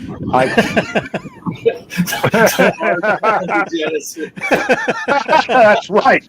Hardcore Invisible Genesis. touch. Invisible touch. Which Genesis did you like? Oh. Phil Collins or Peter Gabriel? Right? Yeah, I Peter like Gabriel shaving his head right down the center Yeah. of it and acting all freaky. I like Peter Gabriel better later. Later. Sledgehammer. Yeah, Sledgehammer. Land of Confusion. Yeah, Oh, nice. That's a good song. that Oh, is a good- definitely a good song. You got Yeah. something right, Derek. That's about all you got right. Yeah. Well, see, that's the thing. Like I said, my buddies, they were all diehard. You know, they're listening to Crew, Rat, Scorpions, all those bands. And you mentioned something like Genesis, and then they'd be like, "What?" I'm like, "Dude, it's good music. What the hell's wrong with you?" But yeah, there was so much good music, and they always say that people think that their generation, the music they listened to growing up, was the last time there was any good music, and I kind of see that and maybe I'm the same as all the people before us, but I do think the '80s was kind of the peak stuff, and I was born in '69, so all of my teenage years and all that was in the '80s, and everything. The movies were just awesome in the '80s. The music was awesome. Then the early '90s was okay. It was kind of carried over. But then by the time you got to the 2000s, I'm like, Ooh. I don't even know what's going on with either music or television or TV. And here's the thing: you got to look at as a whole. It's not just music or not just TV. Everything as a whole put together. TV, music, movies, everything together in the 80s was pretty freaking awesome. We got a lot of cool things that became franchises, things that we look back on. That's why you're seeing a lot of things being remade or rebooted or things coming together now, because there were a lot of really cool ideas at the time. Yeah. And it's funny because, this is a little old man, get off my lawn, you young whipper. But these kids, like you said, you were kind of hinting at stuff like, I grew up in the 80s. I'm listening to all these metal bands and all this stuff. But I knew who the Everly Brothers were. I knew who all these guys were, Elvis, of course, the Beatles and all. We knew those things. I could hear music from the 40s, 50s, 60s and all that. Nowadays, it's like the kids, if it's beyond 2010, they're like, that's just old stuff. It's like 2010 was only 15 years ago, and the music was shit by then. What are you talking? But we appreciated, I think, more where the music came from and how music evolved, and instead of just I just like what's now. Right. And I'm the opposite, but I kind of mid '90s is about the extent of where I don't know anything really beyond like '95. No, you're right. You're right. Every Sunday night when I was a kid, our local oldies station, which is still here, but it's not the oldies we think about. they would do this oldies thing every Sunday night, an oldies show, and my dad would sit there and listen to it while he had his beer. He just sat and listened to the radio, and it played that stuff from the 50s and 60s. So that's where it kind of got ingrained in me. I love that old stuff, listening to him, listen to that. And then he listened to some of the newer stuff that I was listening to on my boombox. So pretty soon he was taking over my bedroom on my cassette tapes and later CDs for that stuff. But I was loving that stuff from the 50s and 60s. I started buying cassette tapes of the best of the 50s and the best of the 60s when I was growing up, Right. And then, like you said, it got to the point in the 90s where after that, I just didn't really care after that. Yeah. My daughter went to a concert last night and had that on Snapchat, and it wasn't really a concert. It was some DJ mixing other people's music together and somebody's laser light show, and these kids are cheering for this DJ. He's skipping across the stage. He's skipping, and there's lasers playing with some animation, and they're screaming, F yeah, F yeah. And I'm like, this guy isn't singing. He's not playing an instrument. I guess there's some kind of, he's doing something right. These kids are loving it and paying him money, but I don't see where Right. I guess there's a talent there, but it's just not my thing, Yeah.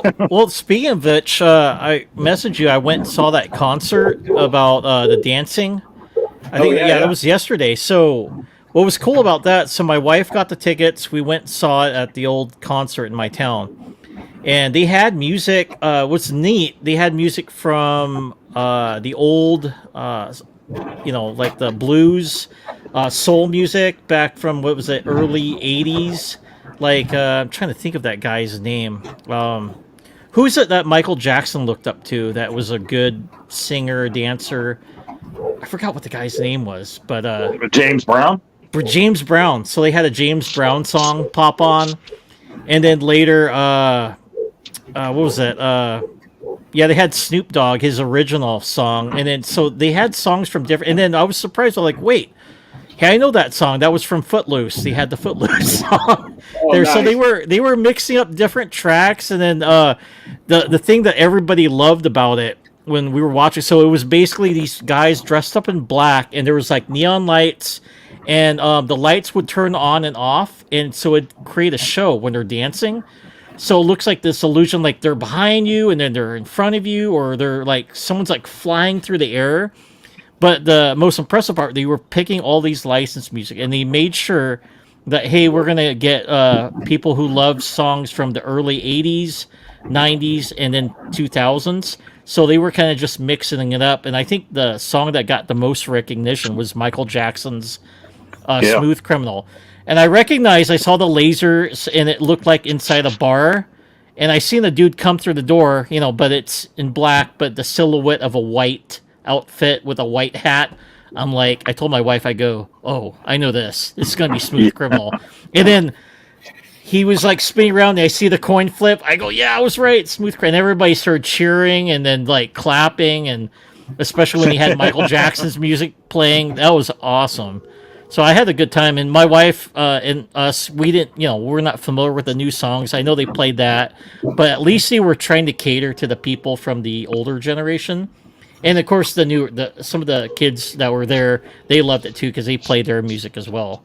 But that was awesome. And at least they were doing some dancing with the lights and everything like that. Yeah, and they were that's something. they were from what's it, America's Got Talent, so that's where they came from, and they're in Vegas. Nice. So they're like an acting troupe, and they use lasers to do this cool music videos with the lights. So it's not like they were lit it up, but they light up. And then there's like scenes like neon with the lights glowing. With it makes out like a building, and it's like kind of different colors. So it was really neat. I was kind of like, I'm not sure I'm going to enjoy it, but I did. I really enjoyed the show. That was actually a pretty cool show. Now, didn't that Smooth Criminal song? Didn't Michael Jackson stole that from Alien Ant Farm? Right? He that was kind of like how Queen stole that Under Pressure from Vanilla Ice. I do like the Alien Ant Farm version of that song also, but yeah, I heard that one too. Yeah. Oh, there's a song, Nirvana, because I remember it was The Man with No Name or something like that. Something about it goes da na na, and it was his unplugged version of that Oh. song, and I didn't realize that he took it from David Bowie's song. Oh, really? Yeah, and it had that same guitar riff, but it was kind of neat. The only reason I know about that because the new Furiosa trailer was using that riff. I'm like, where is that? Because it's more of a heavy metal type of riff. And so somebody said, yeah, that's from Nirvana song. And then someone said, no, Nirvana took it off David Bowie. And I'm like, oh, I got to go look up the song. I'm like, oh, okay, I remember. Yeah. But yeah, the new rendition of it sounds awesome because it's metal. Yeah. Wow. Nice. Yeah. Yeah. We were actually talking about having a part of a song that was, we were listening to Hair Nation on the way home from work today, and they played, maybe Kelly can remember, it was a Motley Crue song, and at the end of it, are you familiar with the Beatles song, what is it, She's So Heavy? I Want You, She's So Heavy. Are you familiar with that song? No, not that one. But they got, man, it's a huge long instrumental Yeah. part at the end of it, and it kind of down, down, down, down, down, down, down, down, down, and they layered all kind of guitar work. They said George Harrison and John Lennon were in the studio all night just layering guitars over it. And we're listening to this song, the Motley Crue song, and at the end, it went into that, and we're looking at each other like, they're doing She's So Heavy at the end of this. Just totally blew me. I had no idea that they included that little riff. I'm guessing it's an homage to it, and I can't remember what the hell the name of that song was, but just caught us off guard because it was a chunk of that song. And probably Paul McCartney made some money off it because he needs it. Yeah. Well, it's interesting, like, see, the music of the 80s. I mean, what was kind of neat, remember when MTV got created? And they didn't have enough of a video music library, so they went to Europe to get a lot of other bands to, hey, submit your videos and then we'll play it. That's how we got to see, like, bands overseas, like in England, like Def Leppard, stuff like that. And it was really cool during that time period. And then also, I remember being stationed in Spain, and at a bar, they were playing 80s music. That's how good the songs were, because it was actually one of the first things they actually grabbed from people. Their songs from Europe, like, who's it? Cranberries was one of them. Trying to think who. Zombie. Yeah, Zombie. Yeah. Yeah, they had all these bands from the UK that I love, like Tears for Fears. They were one of my favorite bands. Something happened and I'm head over heels. Yeah, and they don't do that anymore. It's just now it's just all American. But I missed when 80s music incorporated music from Europe. It sounded really awesome. Or other countries, they had other bands play their songs there as well, and it just like you'll never get that anymore. Yeah. Yeah. It's funny. You mentioned MTV, and Poe, you were talking earlier about your radio station, the Pittsburgh Morning Radio. I was flipping through YouTube the other day, 2 or 3 days ago, and someone had the top 20 video countdown for whatever week in 1986. So I put it on there, and I was editing videos while it was playing, and all of a sudden they went to a commercial for the radio station. So whoever recorded this and put it on YouTube got the feed from Phoenix. And I used to listen to this guy, Dave Pratt, did the morning show in Phoenix at one point, he was the longest running radio morning show in the country, all genres, everything. And then all of a sudden he just quit the radio station. But that came on, and I'm like, holy shit, that's Dave Pratt. I used to listen to that guy every day. Just threw me for a loop. And I was going to send you, Poe, a thing. We were watching another one. I think it was a Friday Night Videos someone recorded, and it was from Pittsburgh because they were doing because they'll include the commercials so you can watch the old commercials. Oh, man. And when they cut to the local stuff, it was all Pittsburgh stuff. So I was like, oh, man, I need to figure out. I was going to quick rip out my phone and record one of them and say, do you remember this? Because it was from the 80s. That was really special. And I was younger, so I was supposed to be in bed, but we didn't have MTV. So my oldest brother and my sister would stay up and watch Friday Night Videos because that was our videos, right? And then me and my other brother would sneak into the living room because my parents would be in bed and we would watch Friday night videos. So yeah, that was definitely something special. Because, Yeah, I'm didn't right have there it. with you. We didn't get MTV. I think my parents finally got cable like my junior year in high school, which was '86. So what MTV came out was '81 when MTV debuted. So it was Friday Radio night. killed the radio star. Yeah. It Yep. was like I'd go over to a buddy's house and be like, "Oh, you guys got MTV," and you were just. Well, that's where I got in trouble. My oldest brother and my other older brother, they were into playing Dungeons and Dragons, the old graph paper and rolling the dice and everything. And I really wasn't into that. And their buddy was into that. My oldest brother's best friend was into that. So they would play that at our house, and they would play that at my oldest brother's best friend's house. My oldest brother's best friend had cable. So I created a character. Yeah, I want to play Dungeons and Dragons too. I go down to his house with them. My character sucked anyway. I had bad roll of the die. I wasn't really interested. I didn't care. We killed off your dwarf or whatever my character was. Okay. I'm sitting in his living room watching MTV after that. I'm watching anything on cable, HBO, and pretty soon they were like, I'm like, I want to make another character so I can come down again in 2 weeks.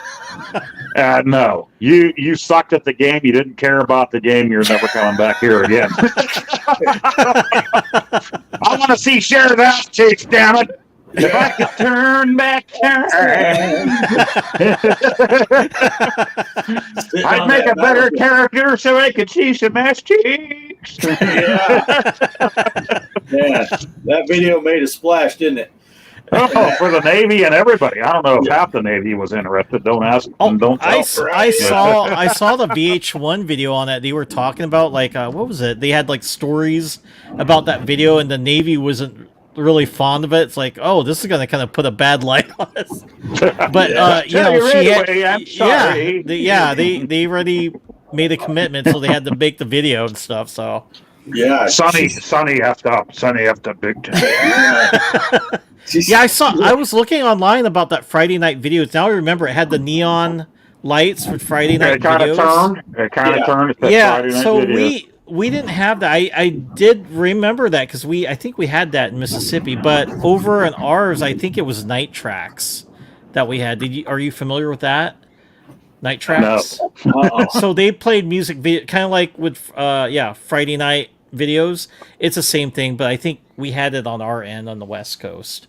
Yeah. So Of course, then we watched the Solid Gold for the Solid Gold Oh, dance. yes. so Oh, so my I goodness. watched that. Yes. I watched that. Oh, my goodness. You know, my dad, he never cussed. He didn't say racy stuff or anything. He never told a dirty joke in his life, but he would every time Solid Gold come out. Oh, that's that one that where all the dancers, their outfits are made by Seymour Heine. Had all them bodysuits on. I was just a kid. My goodness. Bring it back. Yeah. Bring it back. And the Solid Gold dancers. Yeah. Who all hosted that show? We had was it Dionne Warwick, Rick Dees? Rick, Rick yeah. Oh, Dees. one of the Pointer Sisters was one of the hosts too. I Yeah, forgot there were which all one. kind of Yeah. hosts for that show. Yeah. It was pretty good. And then before that, you had Dance Fever. Remember that? Seymour. And the Solid Gold dancers also made the Scrooged. They were in Scrooged and with Oh. Bill Murray. Yeah, you're Bill right. Murry? You're right. Bill Murray? Yeah. What? Oh, Yep. what a great movie. Yeah, he was all smooching on that one. It wasn't his fault. The mistletoe was there. It was a rule. He had to. Yeah. My brother just sent me a clip of Saturday Night Live that Bill Murray must have hosted. I don't remember it, from the 90s, with a clip with Chris Farley. And Bill Murray pretty much did the same character that he was in Caddyshack from. It was the same, you know. But he was pretending to be a food inspector to get free food from people in a fast food restaurant. It was freaking hilarious. Yeah. He like conned Farley out of half of his hamburger and French fries. Just freaking hilarious. Yeah. I still all the time, if I use a Scrooge reference, if there's a scene where a chick hits a dude, I'll always say, "Did she hit him with a toaster?" Because bitch hit me with a toaster. And that brings us to, hey, Mike and my friend, my buddy Chris, the Atari Creep, and Brian Putin. They all went to see the new Ghostbusters this weekend. So I'm looking forward to that. I didn't even realize it was out this soon. I knew it was coming. I don't know if I'm going to get to see it before it comes out on streaming or physical media now. Get the popcorn bucket. Yeah, that was or the trap, or if you can get the ghost trap. It's expensive trap though. looks like, but it looks like cool. it's actually cheaper online, but the first orders are done. They don't have any more until August, it looks like. Yeah, it was crazy. I thought we could get the ghost traps when I went to go see the movie, and there was none. I'm like, where's the ghost traps at? Because I want to buy one for me and my son. And they're like, oh, sorry, but we got the 10 popcorn buckets and the cups. And it comes with like a little plastic thing that you can put like the Ghostbusters, the Stay Puft, or that bucket you Slimer. got looks awesome with the It's ghost awesome. and the kind of frozen thing. Yeah. Now, from what I looked up, it looked like the ghost trap was it Regent Theaters? Regal. Regal. I'm sorry. Yeah, Regal. Yep. And Which my when I theater's a looked Regal. Yep. okay, mine isn't. And from what I looked in my area for Western Pennsylvania, it said Ohio, Western, West Virginia. So not Pennsylvania. Not for me anyway. Whip around the corner. And the Creek said they were at his, but they were like $40. So if you get it online without the popcorn, it's like $25. So yeah, I'm thinking about buying it because I do like when they do stuff like that. That's actually pretty awesome because I know we buy that kind of stuff. The last one they gave it to you in the was it Ecto 1 or something like that? Yeah. The last movie. Mm-hmm. How much did that bucket cost that you got, if you don't mind saying? I paid it comes with the bucket with popcorn and butter and a cup, a Ghostbusters cup, so $30. And it's a large cup, whatever drink you want. And then of course you got like these 3 plastic things you can put. I was kind of debating, I'm like, do I want the Ghostbusters symbol or do I want Slimer? I'm like, I want both because I love both of those. And my son, of course, he loves the mini puffs, so he got the mini puffed on his. I'm like, I want the Slimer one. So I'm thinking about going back there, seeing if I can just like bargain with the lady. Can I get the Slimer one too for my cup? Oh, it was a really dumb move for them not to do the high C. They should have had the high C. Yeah. Well, I seen online they already have because I was showing my son Jaden. They have the Slimer tin popcorn bucket, and that one looks cool. So I'm probably gonna order that tomorrow. Probably get that because I put the Ghostbusters popcorn thing in my movie room. I'm kind of working on it. That's why I've been kind of busy. Is just kind of cleaning up my movie room and organizing. Was that the tin of the Firehouse with Slimer on it? Yeah, I think so. But it's like mostly green. And then it has him kind of like coming towards you, like he's going to slime you. I like that one too. Online, I saw a tin that is the Firehouse, the Ghostbusters headquarters. Yeah. Slimer is in one of the windows. Oh, no. If you go on their website, they have that too. It's a popcorn tin. Oh, okay. Yeah, I see. They have all kinds of Slimer stuff here. Oh no, it looks like a green. Let me see if I can. Here, I'll pull this up, and then people can see it. It's from eBay. $100. But yeah, you can still get the trap. Last I saw yesterday, from their website for like $25. I don't know what shipping is on it, but they're not shipping out until like August 1st because they sold out of the first batch. So. Can I share this? I have the bucket, so people can see real quick. Yeah, the bucket you got is awesome, and the cup that you showed us was awesome too. So that's the bucket I'm talking about. That one right there. Oh, I did not see that one yet. I don't have that one. That's the one I want to get, but I'm not paying $100 for that. No. With both. No. Yep, that's it. Yeah, hopefully I can find it cheaper. I'm gonna probably order it directly from them and then just have it mailed to me. So yep. I like the bucket you got more than that, personally. Oh yeah. Yeah, I can show that. Real quick. I love the ghost and the ice look to it. Yeah. Yeah, the one you showed was really That's cool. That's the Regal Ghostbusters. I almost took Poe off the screen because I was all ready to click to add your screen, and instead of putting it in the fourth spot, it moved Poe over and put it between. So I almost clicked because I saw another window pop. That would have popped Poe off, but man, I don't know what the dogs must be out there barking at the wind. Yeah. Sounds like it's a little crazy there. It's a lot crazy. I don't know. I got to get a new weather station. My anemometer broke, so I can't tell what the wind speeds are here at the house. Oh. Oh no. I'm just watching my Ghosts and Goblins mini cabinet. I've been having it play here from the time the show started here. He's doing better than I've ever done. Oh really?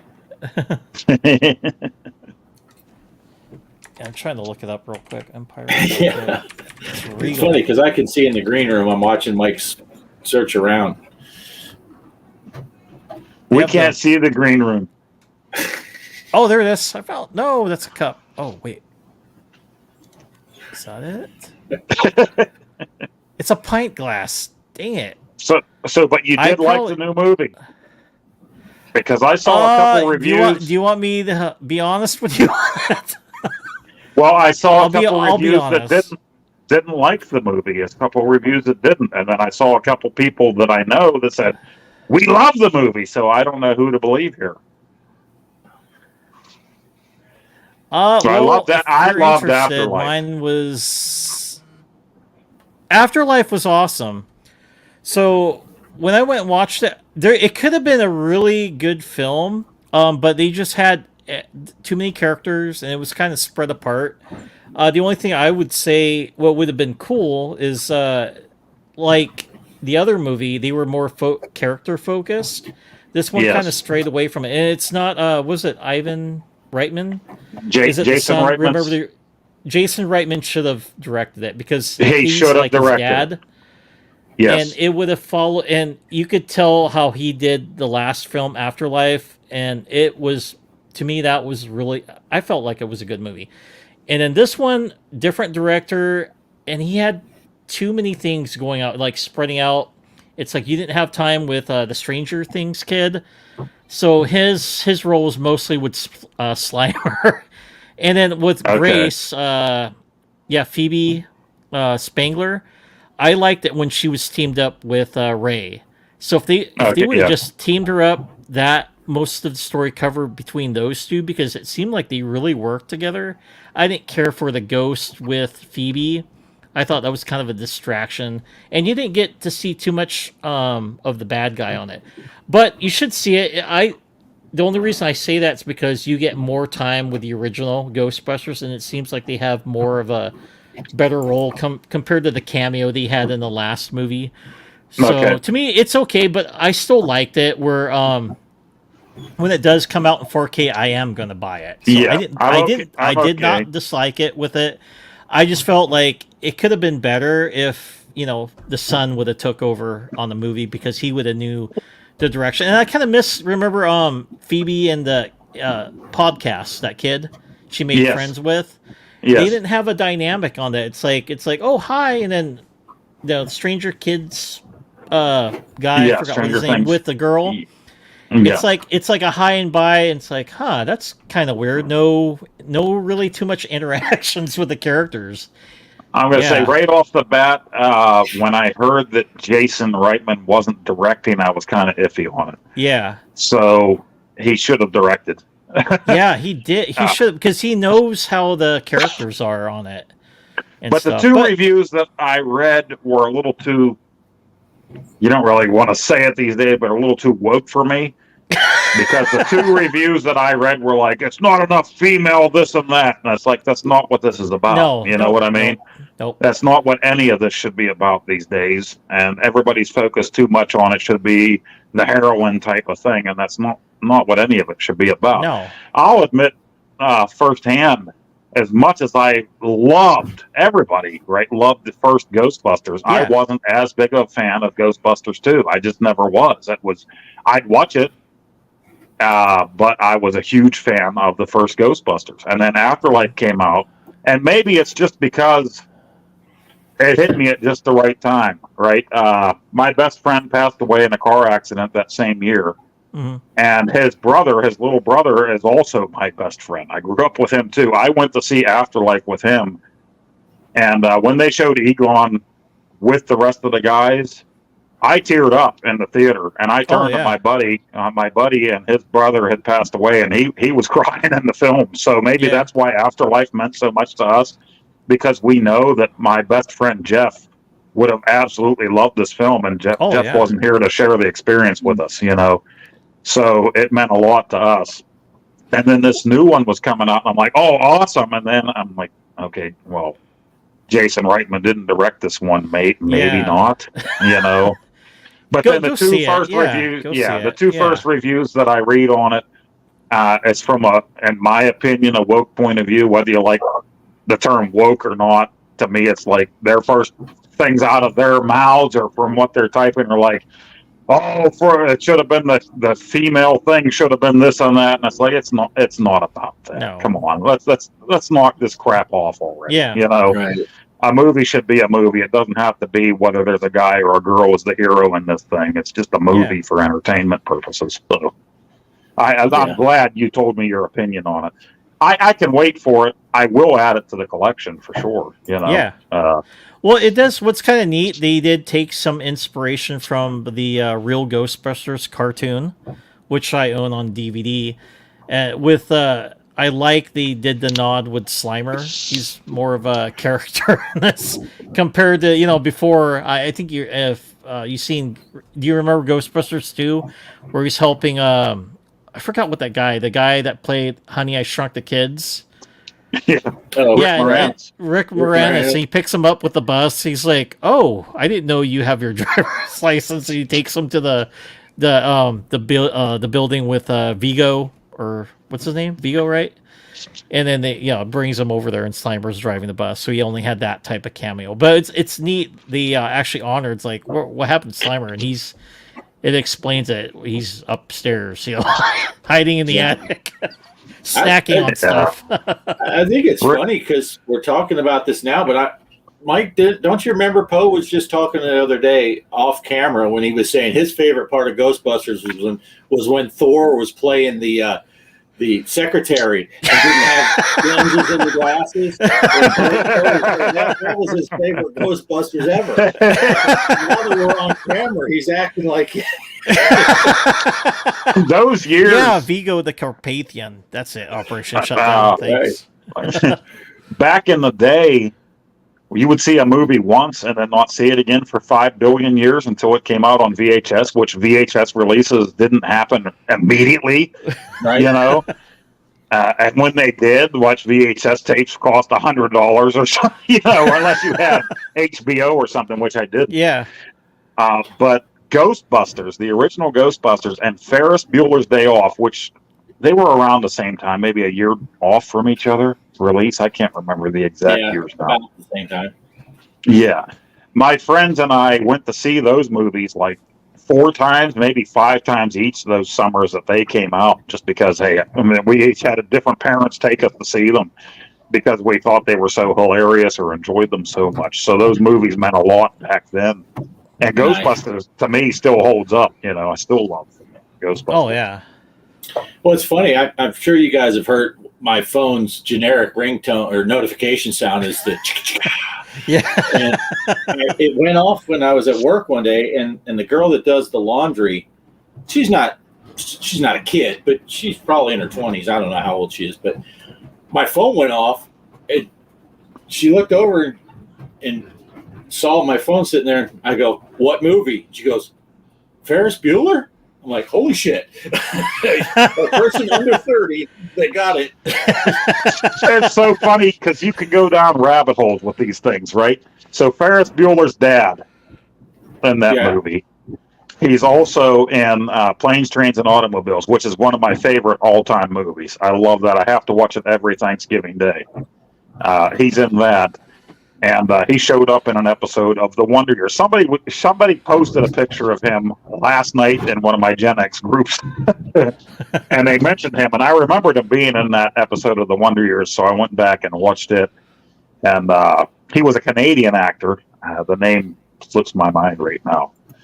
But yeah, it's just so funny because it's like he's one of these characters that you see show up in different movies and TV series that you forget about. But then he also showed up in different things with Ben Stein that you forget about. Ben Stein showed up in Ferris Bueller's Day Off. Ben Stein showed up in Planes, Trains, and Automobiles. Ben Stein also showed up in The Wonder Years. All these people. Kevin Bacon showed up in a few of those different things. You know, everybody just kind of crossed paths Right. in the 80s and early 90s and all of these things. So, Yeah. Yeah, it's pretty funny. Yeah, but yeah, good times. Yeah, I probably plan on getting back to the new Ghostbusters. I'll probably wait until it's streaming at some point. It's, for one thing, the nearest movie theater to us is 2 hours away, so it's kind of a big deal to try to. It can't just run out for movie night around here. right. So, but we'll probably wait on that one. I probably would have made it a thing this weekend had I remembered, because my son was off yesterday. So if I had remembered, they just made a big deal on the news this past week that our Chuck E. Cheese is finally closing, which not a big deal. I haven't been there in, oh gosh. When I was leaving my one job before I left for the Air Force, my buddy had us all go there just for the hell of it. We were already young adults by then. And before that, I went there for my buddy's birthday party in the 80s when I was a little kid. So I've only ever been there twice, but they're finally closing it for good. So, and my son said something about we should go there because the news was talking about it. I would have made that a whole day for us. You know, we could have gone to Chuck E. Cheese, even though the games probably suck there now, and then go to Ghostbusters and make it like an 80s day. But we didn't do enough planning ahead of time. So yeah, Right. I'll probably wait too. I probably will just buy it just to put it into the collection to have something physical there because physical is going away on us. Yep. Right. But I don't know if I'll get to see it in the theater this time around. Yeah. Yeah. Huh. Yeah, I went into when we were in El Paso on Wednesday when Shelby took me out for my birthday and stuff. And then she went to some beauty shop thing where they sell the makeup and all that crap. And so I was just trying to kill time. And there was what is it? Another pizza joint that has the little arcade game stuff in it. And man, they didn't have anything at all. It was like whack-a-mole thing. And it was all ticket games. There was, I think the only arcade they had was the big giant Space Invaders. And that was fun. it. Yeah. No arcade games other than that one. And yeah, so I just did a quick walkthrough and went back out and just sat on the sidewalk waiting for the girls to come out. I did go into the beauty shop, but they didn't have the right hair care products for me. So I needed They said the Miracle Grow was at Home Depot. I didn't know what that meant. But yeah, go easy on the kids on skee ball, Poe. Yeah, they didn't have the little basketball shooting thing. I could have done that, but yeah. And Atari is coming out with their recharged arcade cabinets for 2 to 4 players or something like that. That'll probably be at like Dave and Buster's type places, I imagine. And they're saying that they're going to have a trackball for the Centipede recharge game, which is different. Oh. Excellent. Yeah.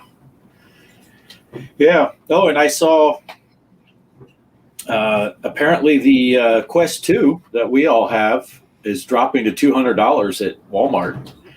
And well, I guess everywhere it's dropping to $200, but they said they had a deal going. If you buy the Quest 2 at Walmart, you would get $50 of in-store credit for games. So it's basically nice. like buying it for $150. Nice. if you're going to spend 50 on games anyway. That's my little bit of gaming news that I learned this week. I got reminded of it because also in my little walkabout while the girls were in the beauty salon thing or whatever, there was a pawn shop, and they had a Quest 2 for $139. Oh, wow. And they had they had 2 Switches for $59. That's a pretty good price for a Switch. Yeah. Yeah. That's really the only things of interest in there. Yeah. Yeah, speaking of the Quest 2, that's why I've been kind of arranging my movie/game room. I haven't been playing my Quest 2 in a while, and then my wife suggested, why don't you move that table out of there? We have a table that I usually have but I don't sit on it anymore. I usually stand when I'm doing videos. So I'm saying, all right, I'll move it back into my son's room, because originally it was his table. So I moved it back there, and I'm like, oh, I have all that space, because usually if I have to play the Quest, I have to, fold it, then put it somewhere, then I can, and it sucks bumping into it, because it's kind of just leaning on my couch, and it'll like come and hit my foot. Right. So if I wander too far on the right side of the room, it'll slide down and bump me. So hence I haven't been playing it too much lately. But now it's like, oh, now I can, like, I told my wife I could play my Quest 2 now since I have more room, and she's like, yeah, you can definitely do that. Yeah. Because I seen it like today, like I'm charging it up right now, so I'm like, oh, I gotta see if anything needs to be updated on that system. Right. Yeah, I'm sure you got some updates. Yep.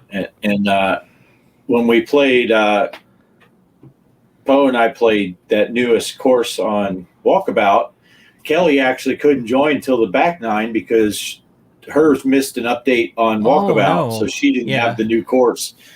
And it's like a 4.6 or 4.8 gig update, so it took us the whole just to get to that gaming news. That's it. But and Poe bailed. He's like, I've had enough. But 4.9, Kelly says that the update was on Walkabout. Oh boy.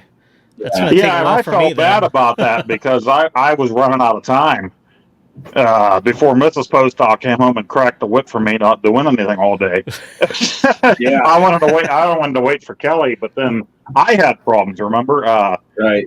I It messaged was you kind of a guys. mess. The whole thing trying to get synced up just didn't work out very well. And Yeah, the PlayStation told me you need to update your handheld controllers for your PSVR too. So I updated the controllers, then I put on the headset and it's like, you need to update the headset. So then I did. Oh boy. And then I went into Walkabout and I'm clicking on set up a private room and it's not doing anything. It's disappearing. So I'm clicking on single player and it's doing nothing. Then finally it let me into the game by myself. I go back to standby mode and come back into the PlayStation and nothing. So I had to actually shut down the whole PlayStation 5, restart, and then it came up. Well, while I was doing that, I set the headset down and I went outside. And then I got a message from you saying, I'm finally in the room and your head is upside down. Well, that's because I had my headset sitting on the couch upside down. I'm like, oh, it must have rebooted while I was outside of the house. Post standing on his head. And then we came in and a new ice layer was locked out because Kelly didn't have room on her headset to put the game on there, Oh, so that we had to do that. yeah, We had some unfortunately, technical problems. Kelly's headset is kind of the first generation of the Quest 2 that only had 64 gig of memory, and so she has to, or of hard drive space. So she has to put a 4.9 update. You have to have room for both copies. You have to have that much space available, even though it's going to overwrite the other one. So she had to delete games that she hasn't played in a while and then do the download. And it took a while, but it worked out pretty good timing though, because the download finished right when we were finishing hole 9, so she could play the back 9 with us. Nice. Right. and then she got they made her a double bogey for all the first 9 holes, and she was right even with with Poe at that point because I didn't even look. I won't even look at the end because I know I suck. So that scoreboard comes up, I just start flying away. I was particularly terrible at that one, but I don't care. Yeah, Stupid Ice Cube. I had a good game. I ended up 7 under for that first time playing it. I don't know what happened. I had that one hole in one. That was total luck. And I always get excited. You get a hole in one. I'm like, yeah, I'm going to get one too. Screw it up. Sometimes, though, honestly, I just nail it to see what happens, and usually it's terrible. It's a terrible outcome. Well, and then your golf ball will get frozen, and it's in a cube, so it hit the grassy parts that weren't frozen, and it just flipped, and sometimes it launch off the screen. Yeah. Operation Shutdown said if he knew you were playing Stand on Your Head, he would have been more impressed by your gameplay. Yeah. And then I need to go back in to see who even showed up because I didn't see who showed up to the live chat. And a lot of times you have to do that a day or two later for the live chat to show up on the video. Yeah, I think I thought Derek, I'm not sure if it was Derek that said something about that he popped in there, but we're on the headsets. We can't see the chat when we're live. Yeah, I know. The Drunk and Menace, when they do it live, they have that thing where there's some voice that comes across whenever somebody types it. Oh, yeah. I don't even. That's beyond me. I don't know how you even do that. So I'm right. on the PlayStation 5, you can do that where you can, or actually you can talk to people, and it'll just display what you're saying, kind of like on a text chat, chat to text, chat to text. Wow. Yeah, I haven't even. I don't know. I haven't put any of that in there.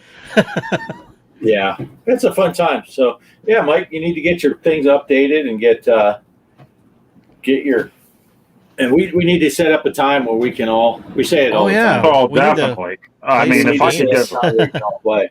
And I haven't touched my Quest 2 for a while, but I would love to do. I've been waiting for Cornhole to come to PSVR 2 for a while, and it hasn't. I don't know why. They brought Forever Darts and Forever Bowling, but not the Cornhole to the PlayStation. Really? Yeah. Oh, wow. Yeah. Well, I know the Walkabout, they'll allow 8 players in one room now, so we could have a big old game. But yeah, it's a lot of fun. I play every week on the Quest because I play golf with the boys, and then I play, whenever Poe's available, we'll play Walkabout, and then I've been playing that submarine game. So I play every week, and I leave mine turned on all the time, and I'm probably ruining the battery because I just leave it plugged in so it's always charged. I do the same thing. I leave it plugged in. All of the updates are usually just done. Now, the last time I played golf with the boys, I missed this week because we were out of town, but the week before, we had to change courses in that one because I didn't have the course because I ran my headset out of power. It actually shut off on me when I was playing, and I forgot to plug it in. So it was dead. I had to charge it that day, and then it didn't do the update. So I did miss out on a golf the game. We had to change courses when we were golfing. But usually all of my updates they just do them on their own. I very rarely have to tell it to update a game. But yeah, I think there are ways that you can get the chat, and I've seen where there are ways to get the chat in the headset if you have certain apps and stuff like that, but it's kind of convoluted. A lot of steps to get it to work, and then you have to have some floating screen that you got to put somewhere. But I'm just doing mine probably be the easiest. Yeah, I'm just doing it straight through the PlayStation 5. Right. So I'm not doing it through a capture card or anything like that, or through OBS. So if there's something different. Right. Yeah. And I like it because the only thing that sucks is the chat, not being able to read that chat. Yeah, it would be nice if it just came up on all of our screens. We could see what was going on. We could just talk back. But Right. But yeah, it's fun.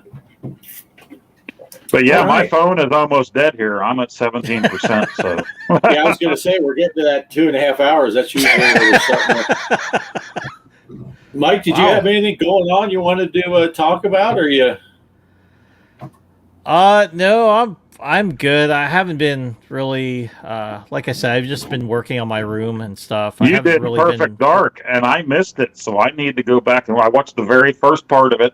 I didn't see Yeah. that you did that video, so I need to go back and watch it. I think it's really cool that the dude from Stranger Things is in this. Yeah. I'm totally lost. I didn't know that this game was coming out and that he was Yeah. in this. So Yep. I only watched the very beginning of it the other night of your video. I'm going to finish watching it here. Okay. Yeah, I have the second. I'll throw the second. I have it on private because I was like, I'm probably pissing people off because it's like, hey, you didn't fix your mic problem yet. So that's another thing. I did go to Best Buy to buy another headset because my Astros is not compatible with the PS5 because those are the ones that was for the PS4. So I bought the PlayStation Pulse 3D and used Okay, I it. have that one. That's a good one. Yeah, I have that one, but I ended up I'm gonna return it back because I was kind of eyeballing the SteelSeries one. That's the one I Maybe have for my Xbox Yeah, I don't- Series X. Oh, okay. So I'm like, well, I want the noise canceling so you can't hear all the other noises because I'm hoping it doesn't pick up the laundry machine or if my wife's walking about, like if she's in the movie room with me, you could probably hear her on her YouTube watching like Filipino shows or something. So like, I don't want nothing. that. Yeah. Go Nothing pissed me worldwide. off about it. I watched it and I saw that you were having problems, so I was reading the live chat. The only Derek's- thing that pissed Derek's chat. The only No, thing that actually, pissed he me was off key- was yeah. Derek was in the chat. That pissed me off a little bit. No, he was a good sport. He said just as long as I can see your face reaction, of me getting scared or whatnot, that's entertainment. Yeah, to but him, that goes so. back to him pulling out the body lotion. Yeah, I did get a I instead of buying it, so I asked if I could return it back. So I'm going to probably return it back tomorrow. And I ordered from their website, and they sent it to me. What was it? Yesterday. So I got my SteelSeries, and it's a wired headset. It's got the 7.1 surround and noise canceling technology on there, so you can't hear other noises besides me talking on it. And I did test it prior to. I did do a test live stream, and it works perfect. You can hear me clearly. I'm hoping when I do a live stream, I'll probably do it tonight. I sound clear because I adjusted it where my mic, it seemed like it was a little bit loud, but if I do sound too loud on it, I hope people let me know, then I'll adjust it down further. But I'm not sure if it's from my end because it's from the SteelSeries amp. You can adjust the microphone, or because there's another setting, it's on the PS5, maybe you have to lower that down to make a difference. So But We'll as soon as see. I saw you play it, I thought that looks really cool. I want to order it, and then I saw it was $60, and I thought I better go back to work first. So it was fun. Yeah, I pre-ordered that game a long time ago, so I've been making little payments here and there, and I just had to go. And I had $5 on my GameStop card that I used this credit to. They said, "Hey, you want to use it for another pre-order?" I'm like, "No, put it on for this game. I want to pay it off." It's like I don't want to put any more money on it, so yeah, I used my credit. Is that PS5 only? For the Alone in the Dark, I think it's on Xbox Series X too. Yeah. I think so. Don't quote Yeah, me. I'm on not that. sure if he. Yo, I'm no, not sure no, if he's no. asking about the headset. Oh, the headset. No, it's just for it says PC or PlayStation 5. So that's the only one you can use for that SteelSeries, and it's the wired, and it's actually the expensive one. So it was rated like around $349, but I got it at a good deal. Since I ordered it online, it was on sale, so I got it for I think $149, which it Nice. shouldn't be. But because they're trying to really push out the wireless stuff, and I have that for my Xbox, the only thing that's annoying is like I hate charging it. Like when I got it, I had to charge it first before using it. Here, the wired one, I sit kind of close to my TV anyway, so I just plugged it in. I'm like, oh, cool, it's working. Have to wait for it to charge. But the other one I have, it's neat because once you get it charged up, it has a battery inside the amp. So it's charging. So if your battery starts to die on your headset, you just remove it out and then you pop the battery from the amp, you swap it, and then you're good to go. So that one's good. All right, guys, I'm at 12%, so I'll probably be dropping here any second. Oh, that's all I am got. I am working on the strawberry shortcake, and this is for Mike. Nice. So Nice. I should I've been have it waiting out for that. tomorrow. Excellent. Excellent. I'm gonna pre-order that game. Should be out tomorrow. A little bit of history with it. But finally trying to work on my Gaming Road Warrior series of 2,600 games. They got that. You got MASH, and you got what it was at Summer Games, was it? Yeah, You that one. California Games. Yeah, California Games. I'm sorry, Yep. California Games. Yeah. So I plan on getting to those now before anything else. So Excellent. Excellent. Sounds good. All right. Well, if there's nothing else, I'll go ahead and run a thing. Say thanks everyone for watching. 2 hours and 41 minutes in. Nice. we were close. We were close, but my battery said no. We want 3 Right. hours next time. Yeah. Let me see if I can find this outro. I don't know. Here's which one do I do the short one? 12 seconds. All right. Thanks for watching. We're out of here.